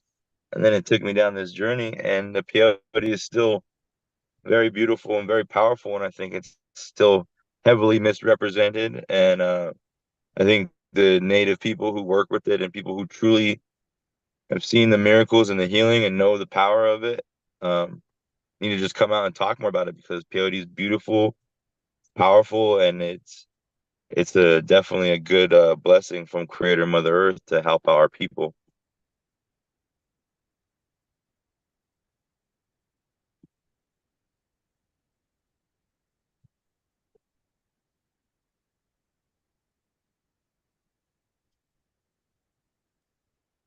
So Shane, can I ask on that note, or we are Yes. out of time? Yeah. We got a minute left. Okay. So white people leading peyote ceremony, should that ever be happening? Because I am seeing that happen and I'm just like, what? I'm thinking that if it's brought into a right section, I think yes, but I think if people are just being tourists about it and kind of just playing around like that, I don't find that very sacred or anything in that because it's like you're just being a tourist, a psychedelic tourist and earth tourist in that sense. I'm not saying you don't have to, but some people, every peyote ceremony I do, people are dying, people have cancer, some real stuff going on, not just like, hey, I want to go to peyote being because I heard that peyote is real cool. Okay, word, thank you. Yep. All right. Thank you guys.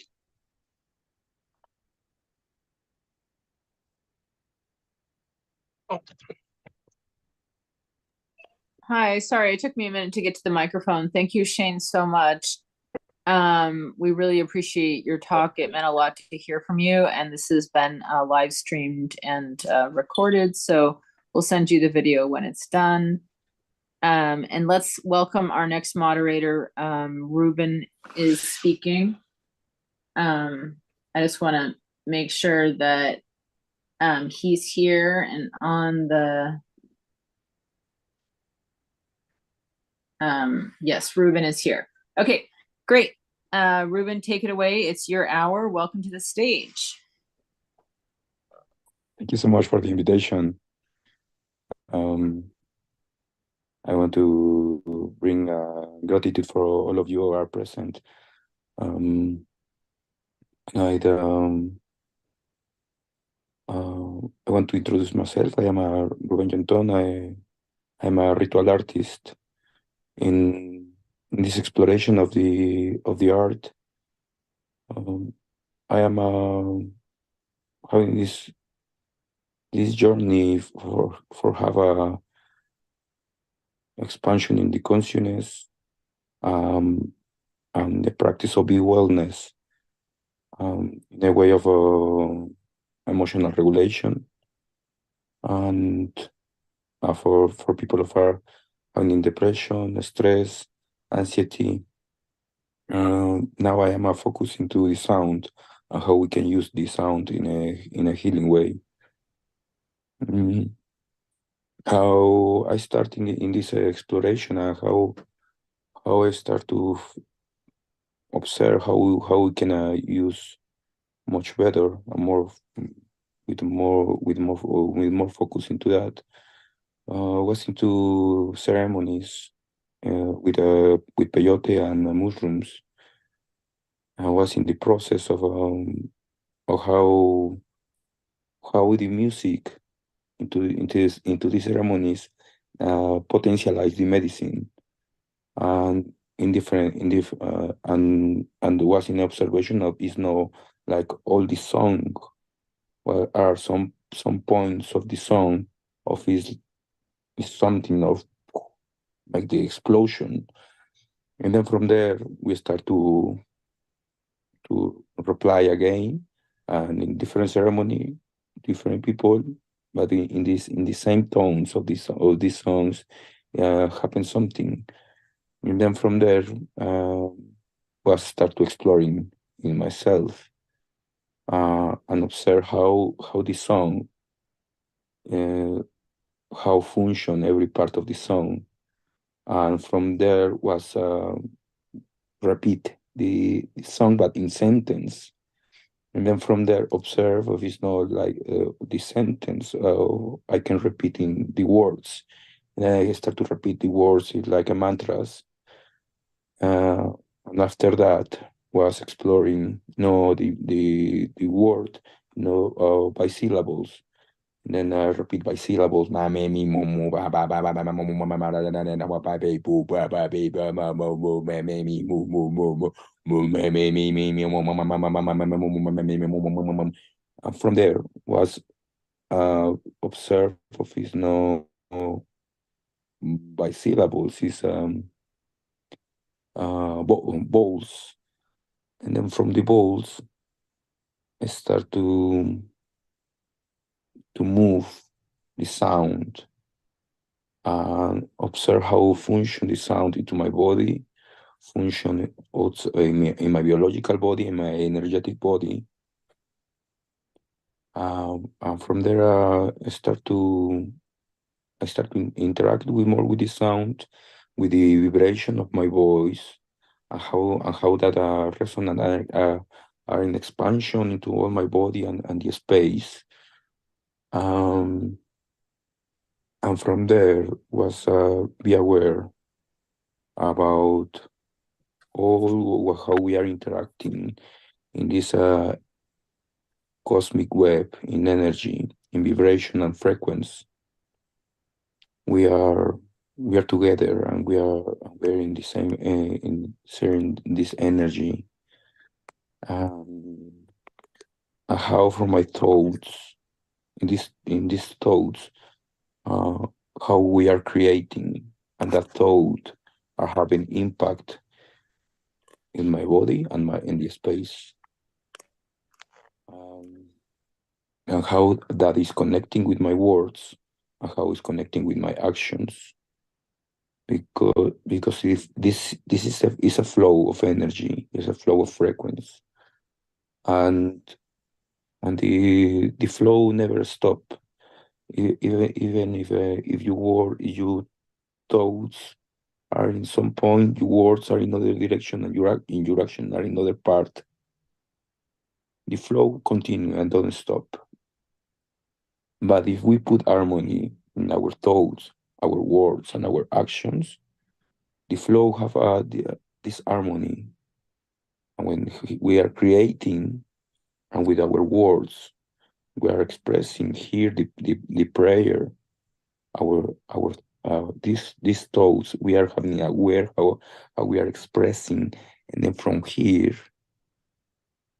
is not talking Ruben or a Mexican or a human being or a man. From here is talking my heart to your heart. And then from here I am telling you I love you. From here telling you thank you. And then it's changing all totally how we are focused the sound. And then now when we put our creation and hearing our words, we are making the magic. We are putting together with our actions. There, in our actions, is the miracle of the movement of the cosmos, the movement of the galaxies, the movement of the microcosmos and macrocosmos in our body. And from there, in my life, when I start to put that in practice, start to happening something beautiful. Or what I am in the full surrender in the mystery of the life, and I trust in that. I trust in that because I'm putting this harmony, how happen the vicissitudes of the life. I am in total acceptation, and I trust in what I am, how what I am doing is my best of my best.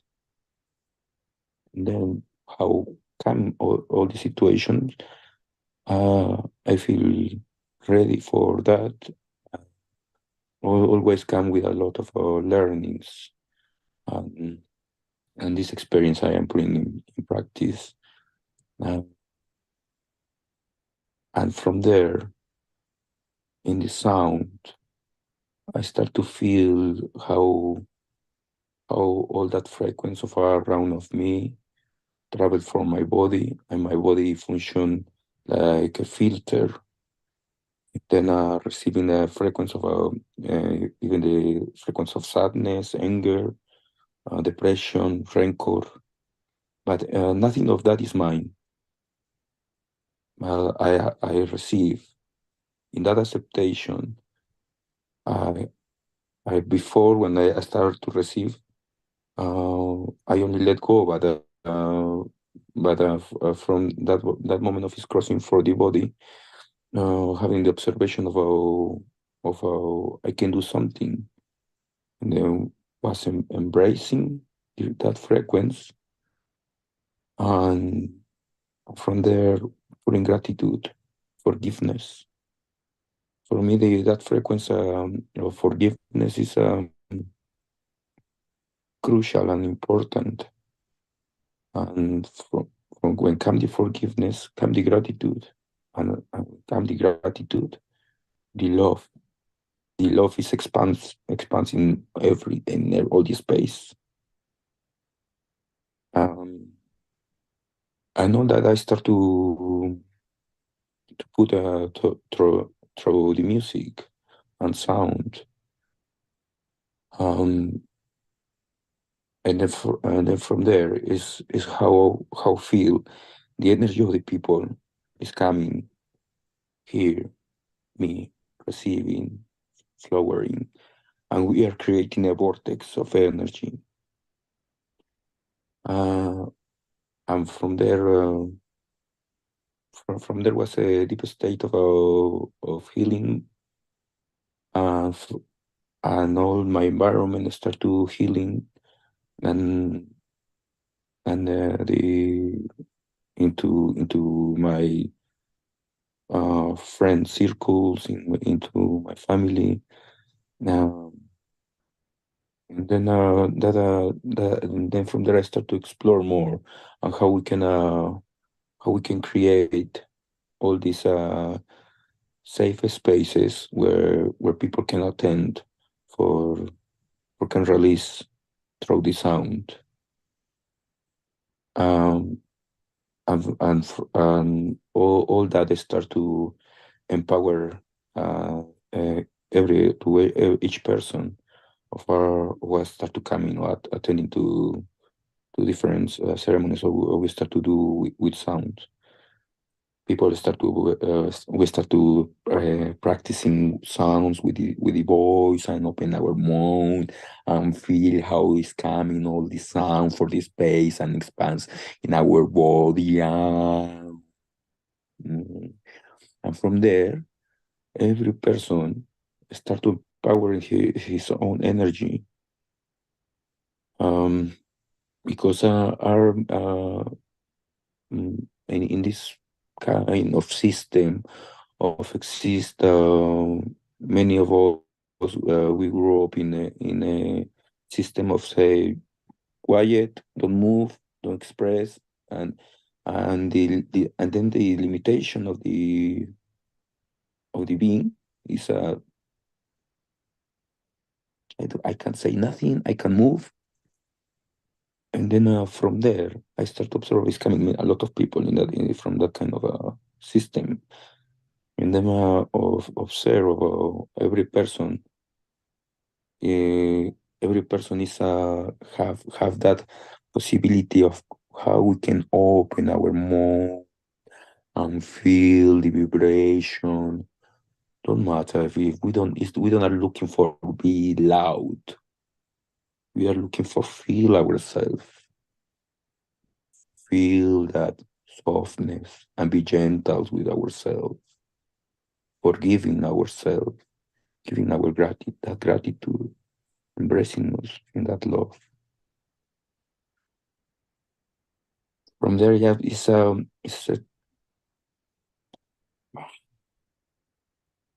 the sound expand and heal the space. All this practice we start to do more often with small groups of people, one-to-one, big groups. And from there start to happen a kind of a community of sound. Then I start to share with people how teach to them how we can make drums, and then I start to give the materials, what they need for make the drum. We incorporate the vibration of the drum with the voice. From there was I feel that the sound of the drum, even every person are connecting with the instrument, are creating this connection, and the instrument have that frequency, have all the process of the person are having with the creation of the drum, and then it's a full ritual and ceremony, and then for me, all my days and all the life is a full ritual, gratitude and love. Then these drums are in that, and then are people that are telling me, okay, now I have my drum, but I don't know musician. I don't know how to play drums. Uh, we have here our heart, breathe in our hearts, and feel the vibration of the drum with the heart.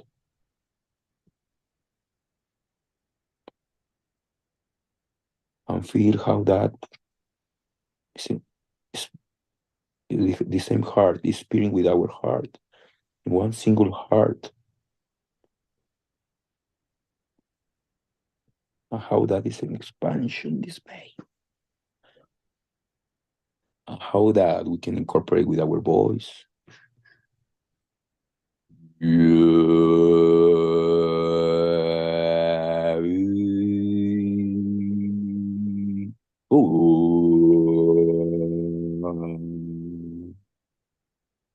We don't are in rush and have that passion,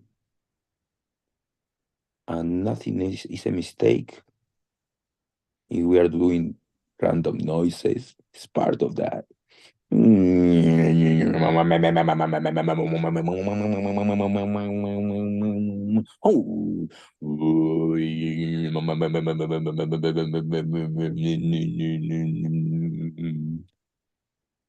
And when we remove that identities of our limitations, more that kind of judgments, or if I am doing good, I am doing bad, or how it's going to say the other people, but it's more the own judgments that we are creating of limitation of oh, I can sing, I can play, but we are removing that and we let flow.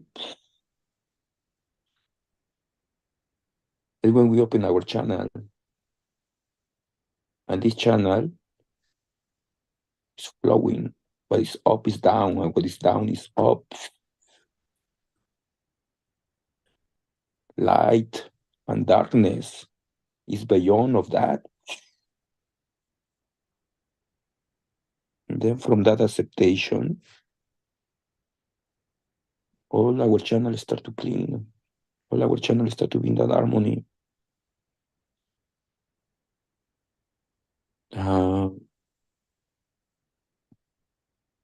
And from there, that that experience is a full forgiveness and full gratitude and love. And is that what in what I am living and how I am exploring this experience of life, learning, sharing, and continue exploring, understand of nothing of the identity is the definition of who I am. or that is the end of who I am. And then every day, every instant, I am making a reinvention of my being, destroying and creating, going out of the comfort. And when I am going out of this comfort, it's a full adventure for something new. And is that the how I am living this new, everything new every day. And is a day of in with a new sun, if I can wake up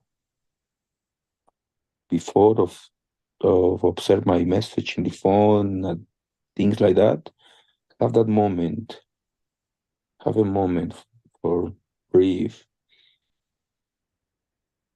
and express thank you, muchas gracias, thank you so much.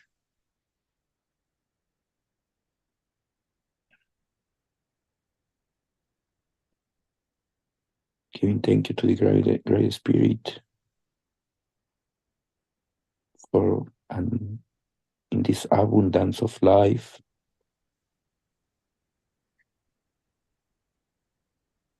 of this great spirit give that abundance and peace to our sisters and brothers in this abundance of have our Mother Earth give the food for our sisters and brothers, and then from there is in that moment of the morning is when the frequency of our energy and space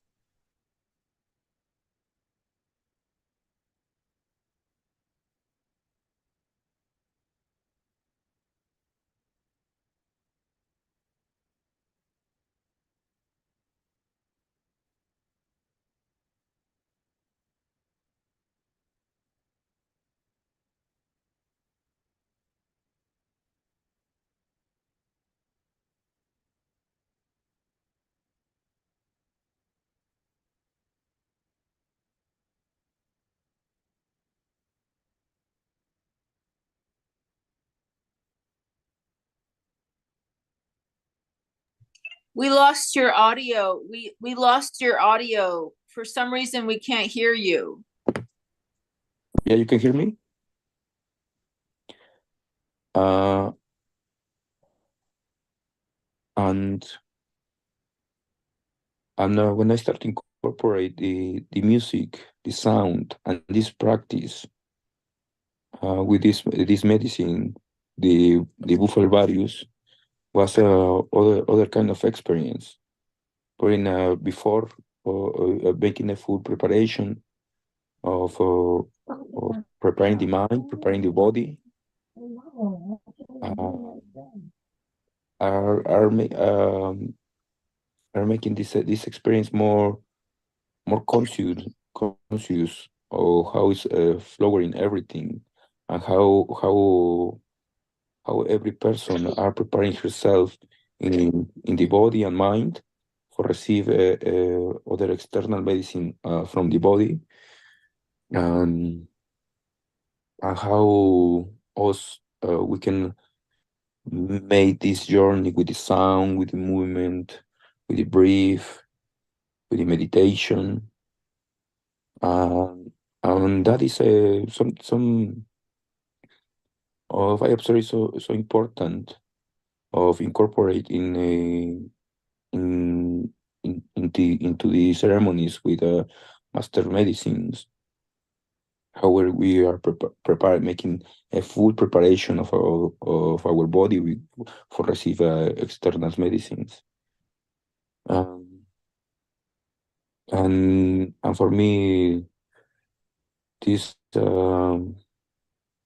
this journey with this medicine is deep heal, uh, and something of are coming with all this experience of the people of are attending to these ceremonies. They continue practicing all the exercise of meditations of the brief exercise, the sound exercise, and then yeah, this ceremony continue for every person continue making this kind of practice every day.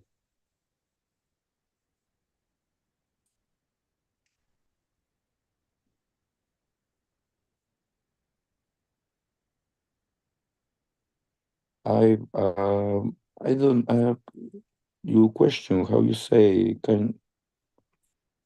how I feel working with the medicines. For me, it's a big honor of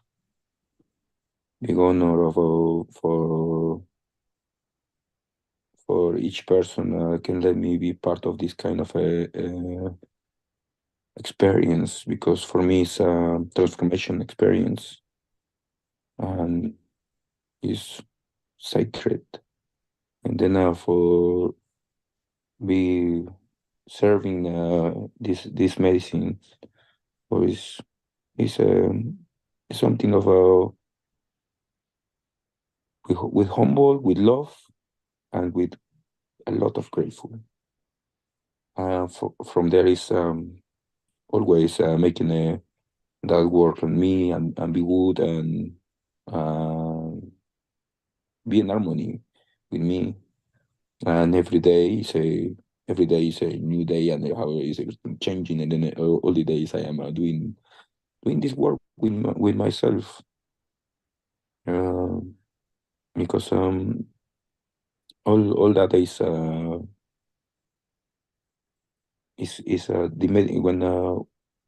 when the person are serving the medicine, your body is a channel.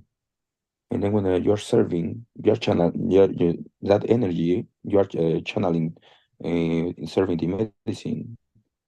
And then for me, it's important be good and continue enjoying this life and um, putting love and continue creating. And this part of continuing my creativity, flowering, is for me super important because mm, is something of always is how I can bring kind of a more deep experience of transformative experience. From there, yeah, it's inviting the different people or different facilitators of meditation, of breath workers, and some healers. Mm, because I started to observe how we can let the medicine do all the work and the medicine do it. But when we incorporate all everything in harmony, in sound, in breath work, and meditation, here is so is the experience is wow. Um, and is that of I am observing a lot in these ceremonies, but always is for me it's important of every person be aware about our own medicine and how we can continue exploring uh,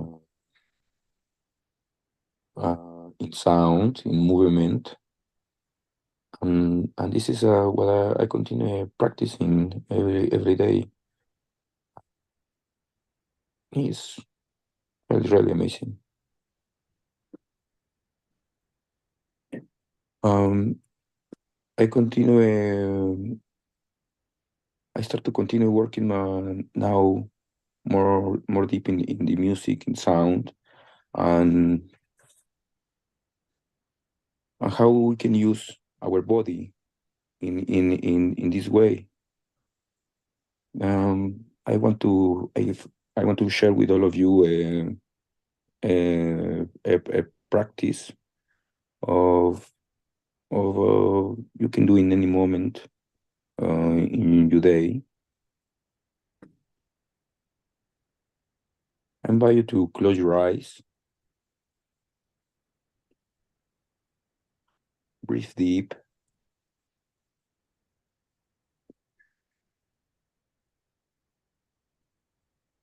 breathe deep, and think in the people of your love.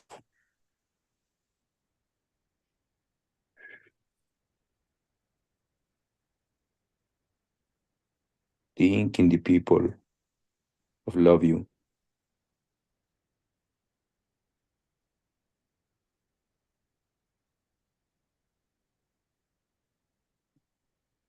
Transform your body in a channel for expanded love in the microcosmos to the macrocosmos.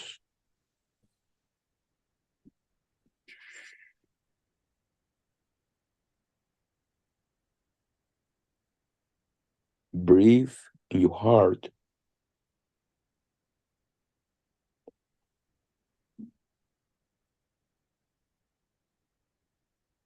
From your heart, in your hands, in all your plants, in all your harvest.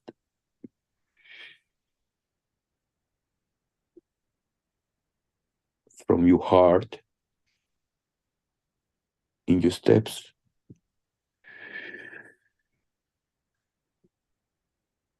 in the path of the heart. From your heart, in your ancestral memory, your cosmic memory, member.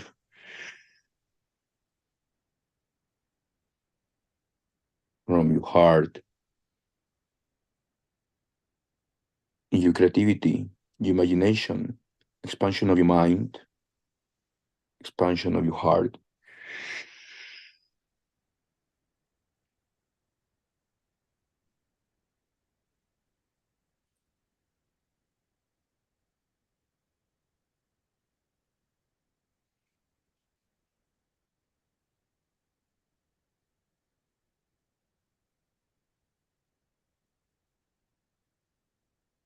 Breathe deep in forgiveness.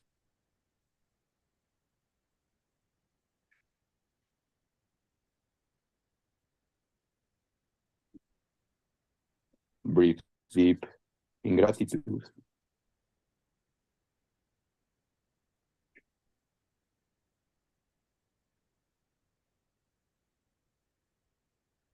Breathe deep in your heart and exhale that love to the cosmos.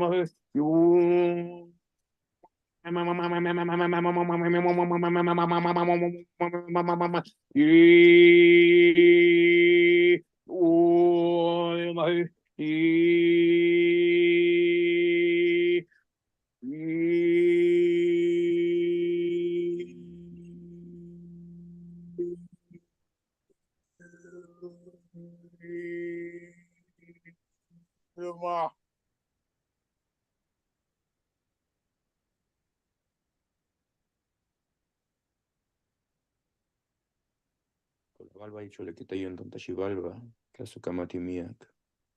Muchísimas gracias.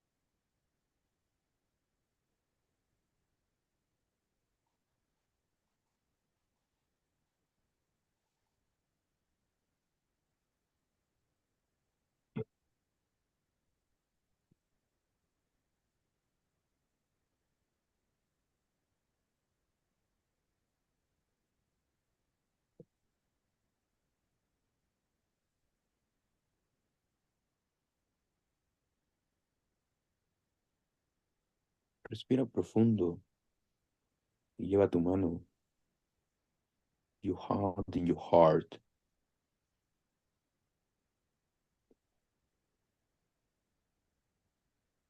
Feel your heartbeat.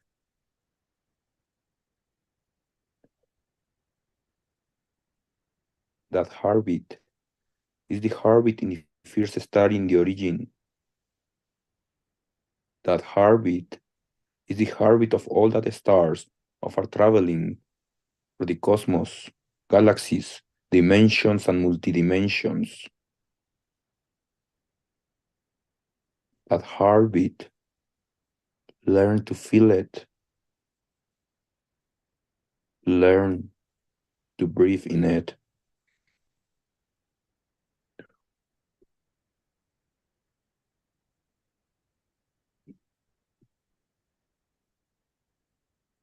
Learn to listen.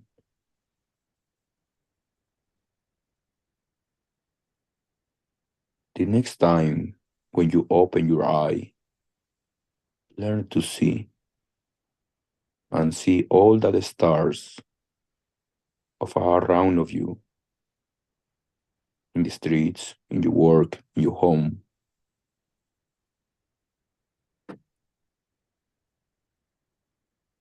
Sharing this same heartbeat, this same heart, one single heart.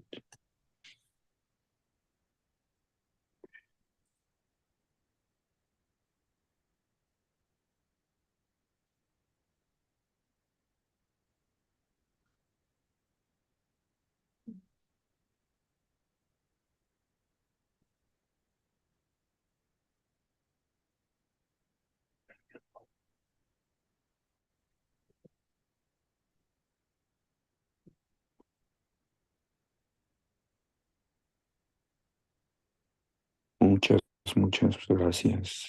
Thank you so much.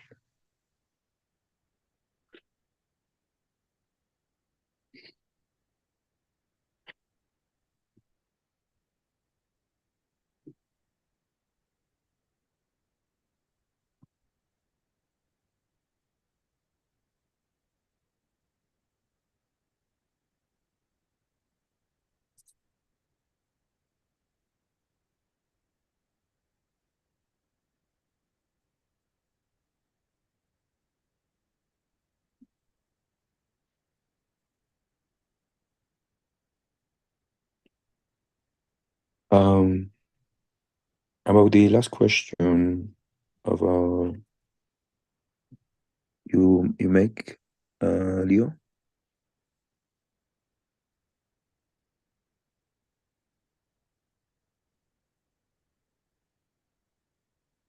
Sometimes my English is not so good, but I try to understand the question. I was asking a question in the chat, but I was also encouraging others to ask questions or comment. But maybe you can just say if you prefer, if people want to just speak directly, then they don't have to put it in the chat. I had asked a question Yeah. about if, yeah, my question was about if tribes in the United States would pay for their tribal members that are suffering from addiction or mental health or PTSD, if they would pay to come see you, like, do you feel like you can help Indigenous people heal, like knowing maybe like sympathizing with their experience, or just asking if you feel like, I don't know, just the healing that maybe Indigenous people need to heal. I observe a lot too into my community. We are living a lot of problematic with alcoholism and consumption of cocaine, crack, and all this kind of substance. Um, and then is this kind of practicing are helping people with addiction to alcohol, to an addiction with cocaine, and are helping a lot to the nuclear family, nucleus. Um, and because but all start when the person are total deciding to make something, a change in the life, something, because is we can force when this kind of practice is given to somebody of don't want to receive, is complicated, but it's a process. But the person need to be open for receive. But now is when I am sometimes I am mm, traveling and working with different communities and with different people, and always is come different situations, social situations about people of don't want to be open and be vulnerable. No, people of don't feel weird if them cry, of them or them open the sadness, and but when the person total decide to be in this acceptation, from there is a this the start the change of the person, the change of the communities, um and it's a for me it's a work of all of us. We have more because I grew up into a community full of alcohol and drugs, from where I am.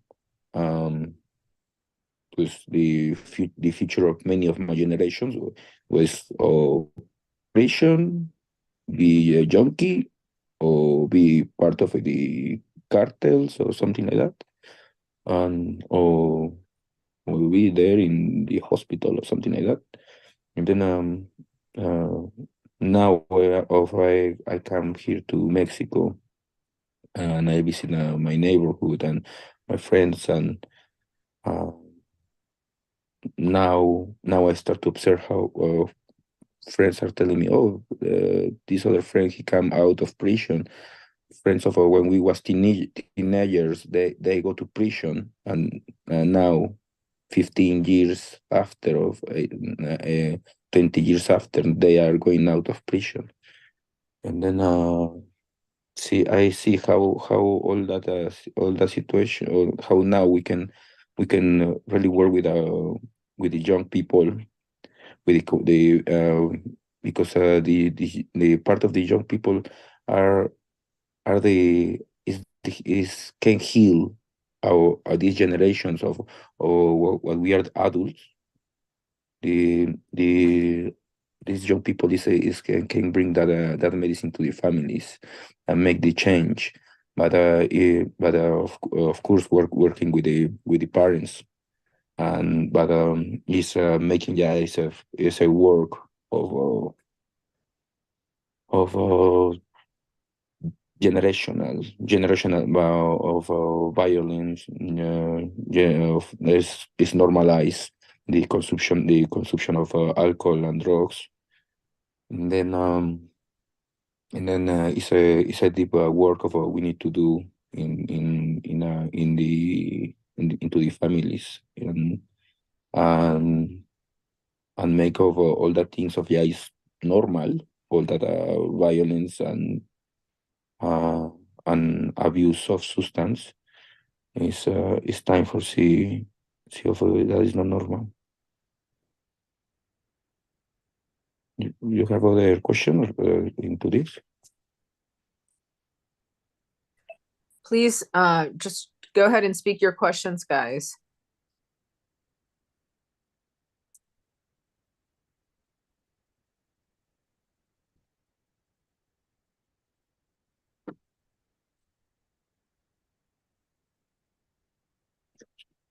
What I mean, PPL?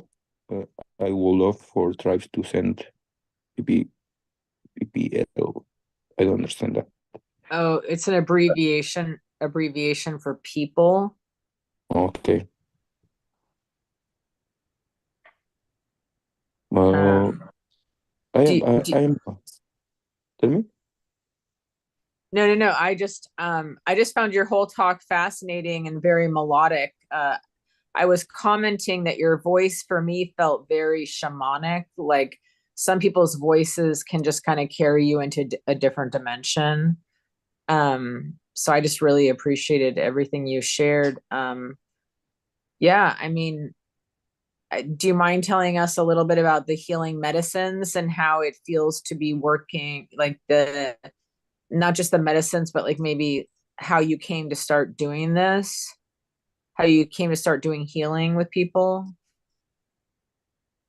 Mm, in first was start to healing myself. When I start to healing myself, I start to help more people, and then from there I start to do all these practices of I am telling you before about the sound, how I start to observing more how function and how I can share with somebody more, and then I create a kind of system for share more properly with the voice, how we can manage the song, how we can move with our intention, with how all that is moved, uh, and make of this kind of a simple and effective, and then from there, yes, I start to work with more group with different group of people, and doing this in different countries and different places. But first I start with me.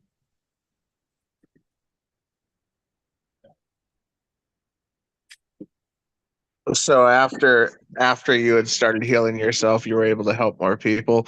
Does your family have a history of healing, or are you the first one to kind of do that stuff, to start working on that stuff?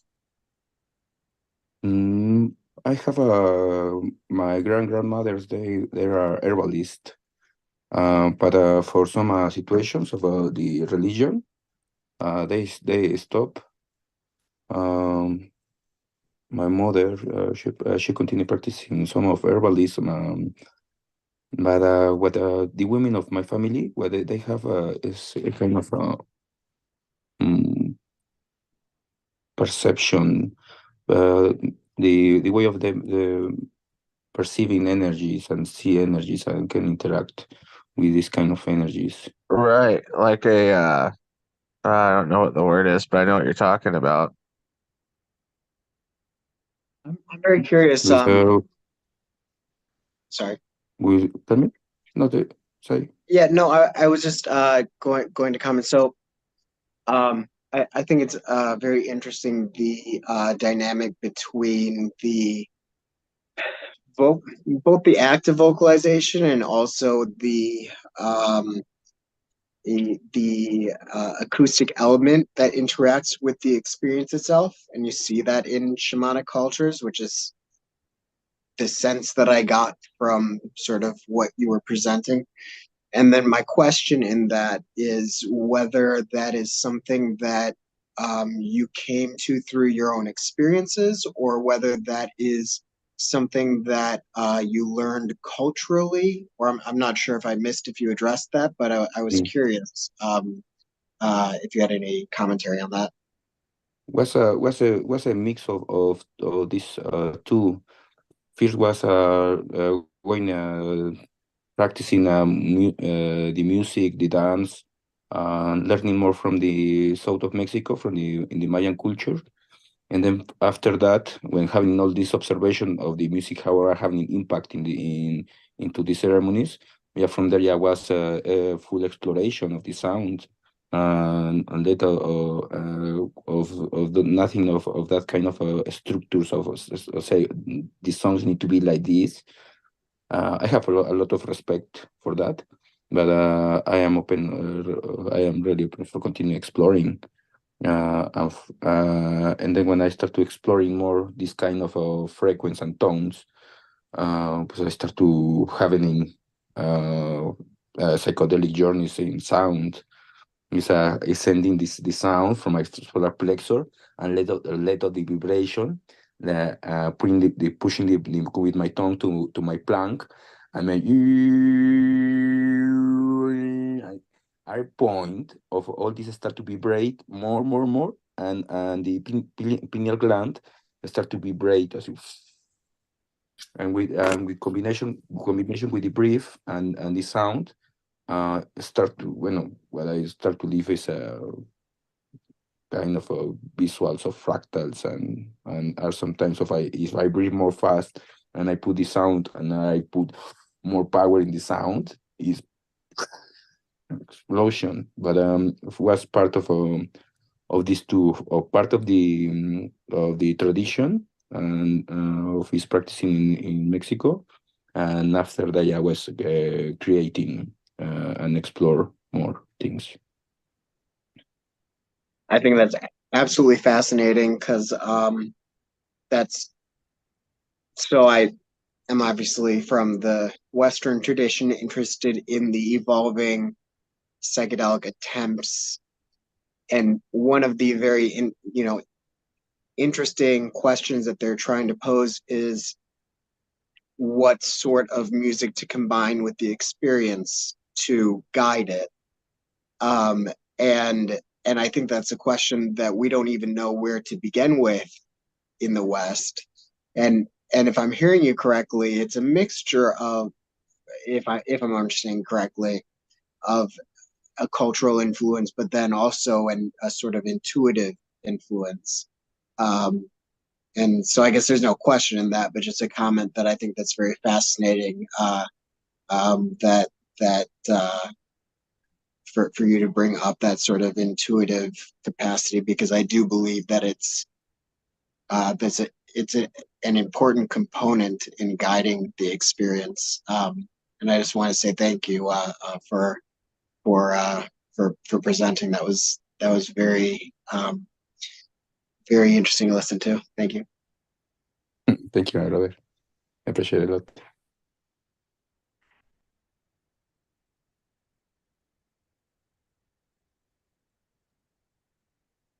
Where are you located, like geographically? Now I am in Mexico, in the state of Mexico, close to Mexico City, but I am in constant movement. Now after in February, I am going to Sonora, to the north of Mexico in the desert. Baja California, all February. February, March, I am going to Oaxaca and San Cristobal in Chiapas in the south of Mexico. And April, I am going to all the Mexican Caribe. And May to United Kingdom. And I stay there until September, but I am moving to Europe, to different places, Portugal, Spain, Berlin, and Poland. This is what now I have some places of already confirmed.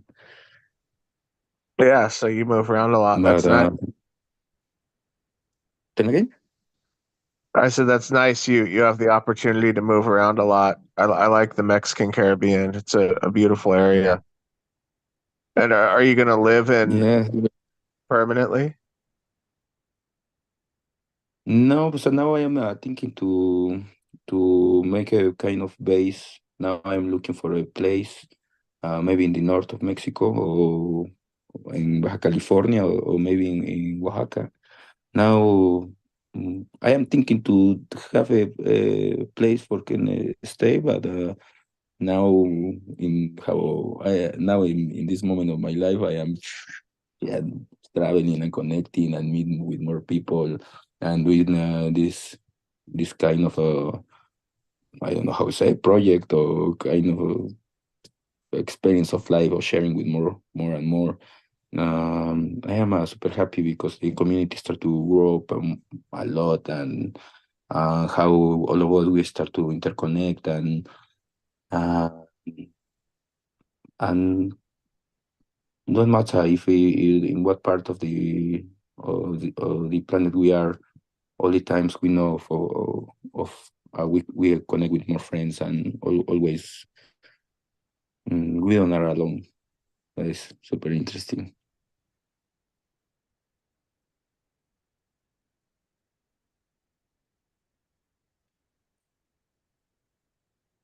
Here is somebody asked me if how my process to connecting with my voice channel.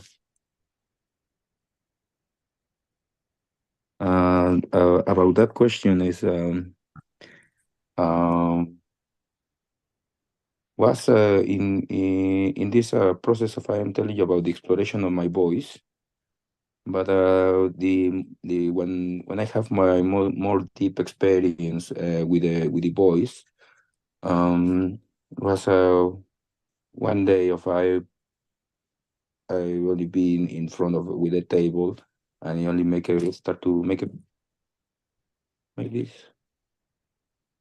Let of the sound come.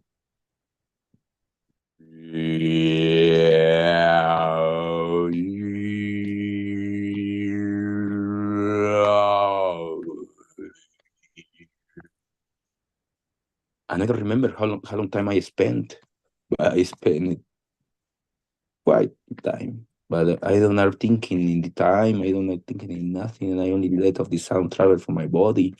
I start to feel all the sensation and feelings traveling. I start to cry of sadness and anger as it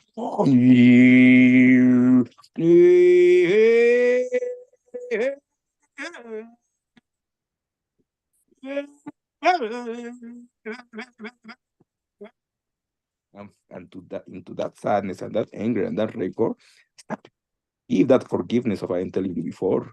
I start to feel the forgiveness.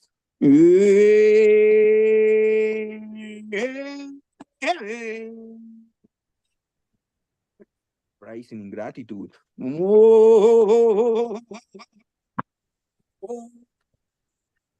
And from there flowing all that love.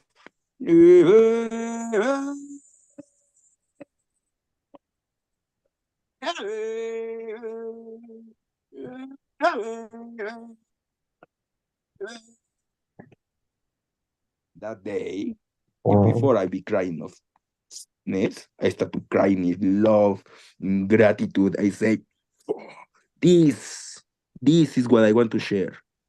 This sensation, this gratitude, and this forgiveness.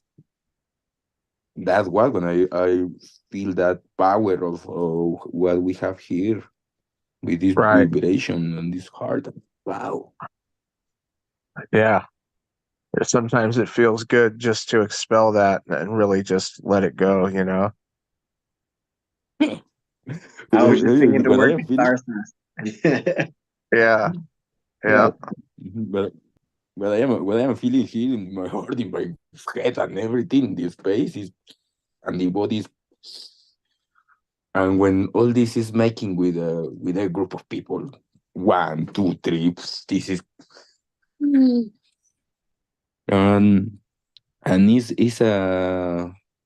it's for me it is so important to can share and of course I am super grateful with the master's medicines, Yeah. but it's important for all of us. We can connect with our own medicine.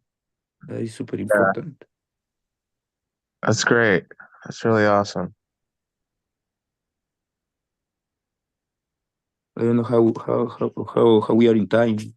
Oh, it looks like we're at 12 o'clock, but thank you so Huh? much for sharing with us. Always heart to heart. And if somebody want to know more of my work, I can look into for me in Instagram, or I can put my link of my website.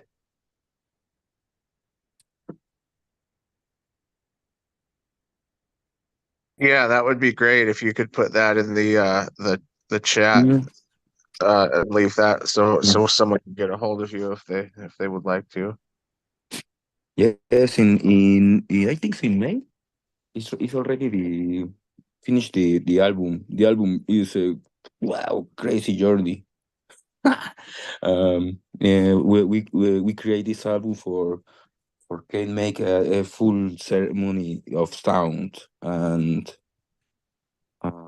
can make all the full atmosphere of sounds and voice and drums and flutes and then soon it's finished and then it's going to be really nice experience in sound. Did I Yeah, that understand correctly that you were just saying that you're making an album of these sort of sounds that could be potentially used by somebody while they're in an experience? Did I Yes, understand that correctly? Oh yes, wow. it's making for example, any person can have this kind of experience and then uh that is what we are looking for for put this music there, and any person can give play and have their experience in sound. I just have to say that I find that to be amazing because like I said again, I'm familiar with the Western version and they've been using classical music, and to have something like what you're describing, which I don't even know. Just as a Westerner, I can feel, not that I know, but from hearing you, like I can feel the intuitive, the nature of what you're describing, and to offer that to Westerners who wouldn't otherwise have access, I think that's amazing. So very cool, very cool. Thank you, my brother. And I think so. Now it's finishing my time. I'm coming somebody more. Um,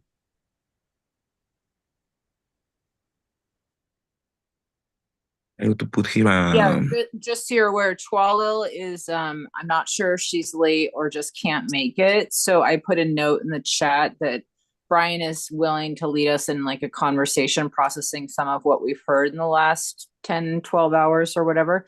I've lost track of time. But Ruben, you're welcome to continue to talk. Just letting you know what the situation is.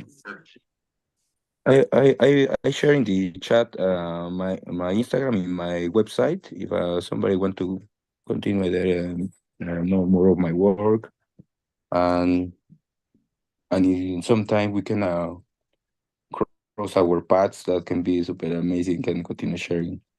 Um, if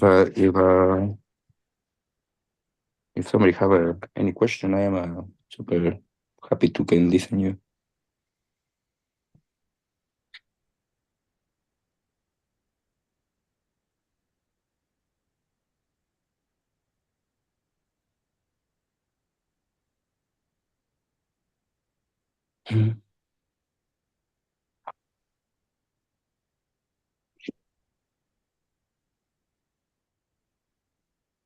So my husband is upstairs and I can hear him like yelling. He's doing like the not yodeling, but what you were doing earlier. Like he's mimicking you. It's quite humorous to me. I think he might be like singing in the bathroom or something. But you clearly impacted like our little family with your music, and inspired him. I've never heard him like doing that in the bathroom before. So thank you. That is amazing. That is very amazing. I love that happened about how we can inspire each to the other, and is that seed of what we are pouring, but it's a part of all of us how we nourish that seed. And then for that reason is how I enjoy a lot, can travel and can meet more people, um, how all this webining start to be more big. And for me, it's always in this interaction with in all my relationships, I feel so grateful for for all of you